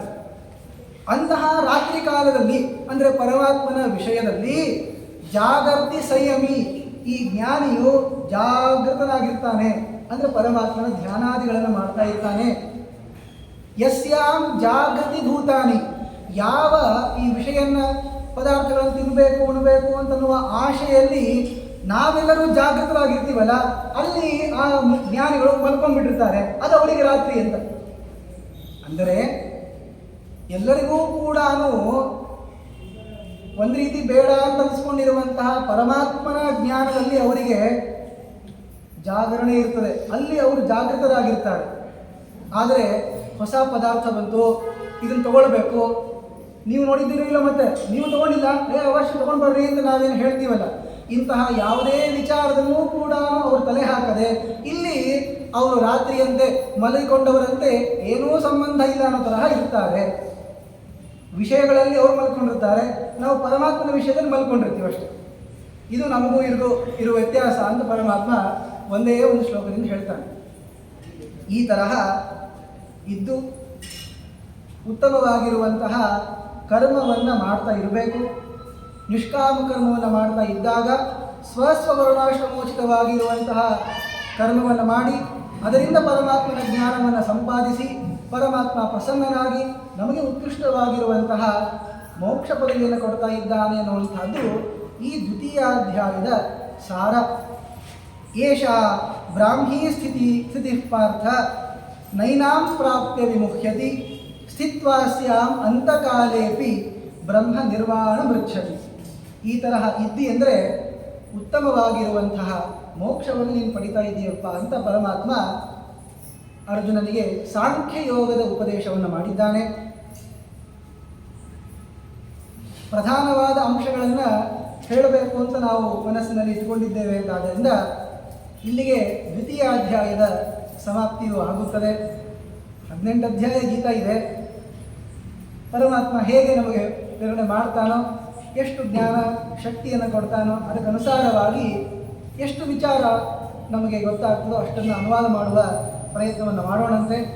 ಕೃಷ್ಣ ಪರಮಾತ್ಮನ ಆಜ್ಞಾನುಸಾರವಾಗಿ ನಿವೃತ್ತ ಕರ್ಮವನ್ನು ಮಾಡುವ ಪ್ರಯತ್ನವನ್ನು ಮಾಡೋಣ ಅಂತ ಹೇಳ್ತಾ, ಇನ್ನು ಮುಂದಿನ ಭಗವದ್ಗೀತೆಯ ವಿಚಾರಗಳನ್ನು ನಾಳಿನ ದಿವಸ ಅನುಸಂಧಾನ ಮಾಡಿಕೊಳ್ಳೋಣ ಅಂತ ಹೇಳ್ತಾ ಈ ಪ್ರವಚನವನ್ನು ಗುರುಗಳ ಅಂತರ್ಯಾಮಿಯಾಗಿರುವಂತಹ ಪರಮಾತ್ಮನಿಗೆ ಅರ್ಪಣೆಯನ್ನು ಮಾಡ್ತಾ ಇದ್ದೀನಿ. ಶ್ರೀಕೃಷ್ಣ ಅರ್ಪಣಮಸ್ತು. ಹರಯೇ ನಮಃ.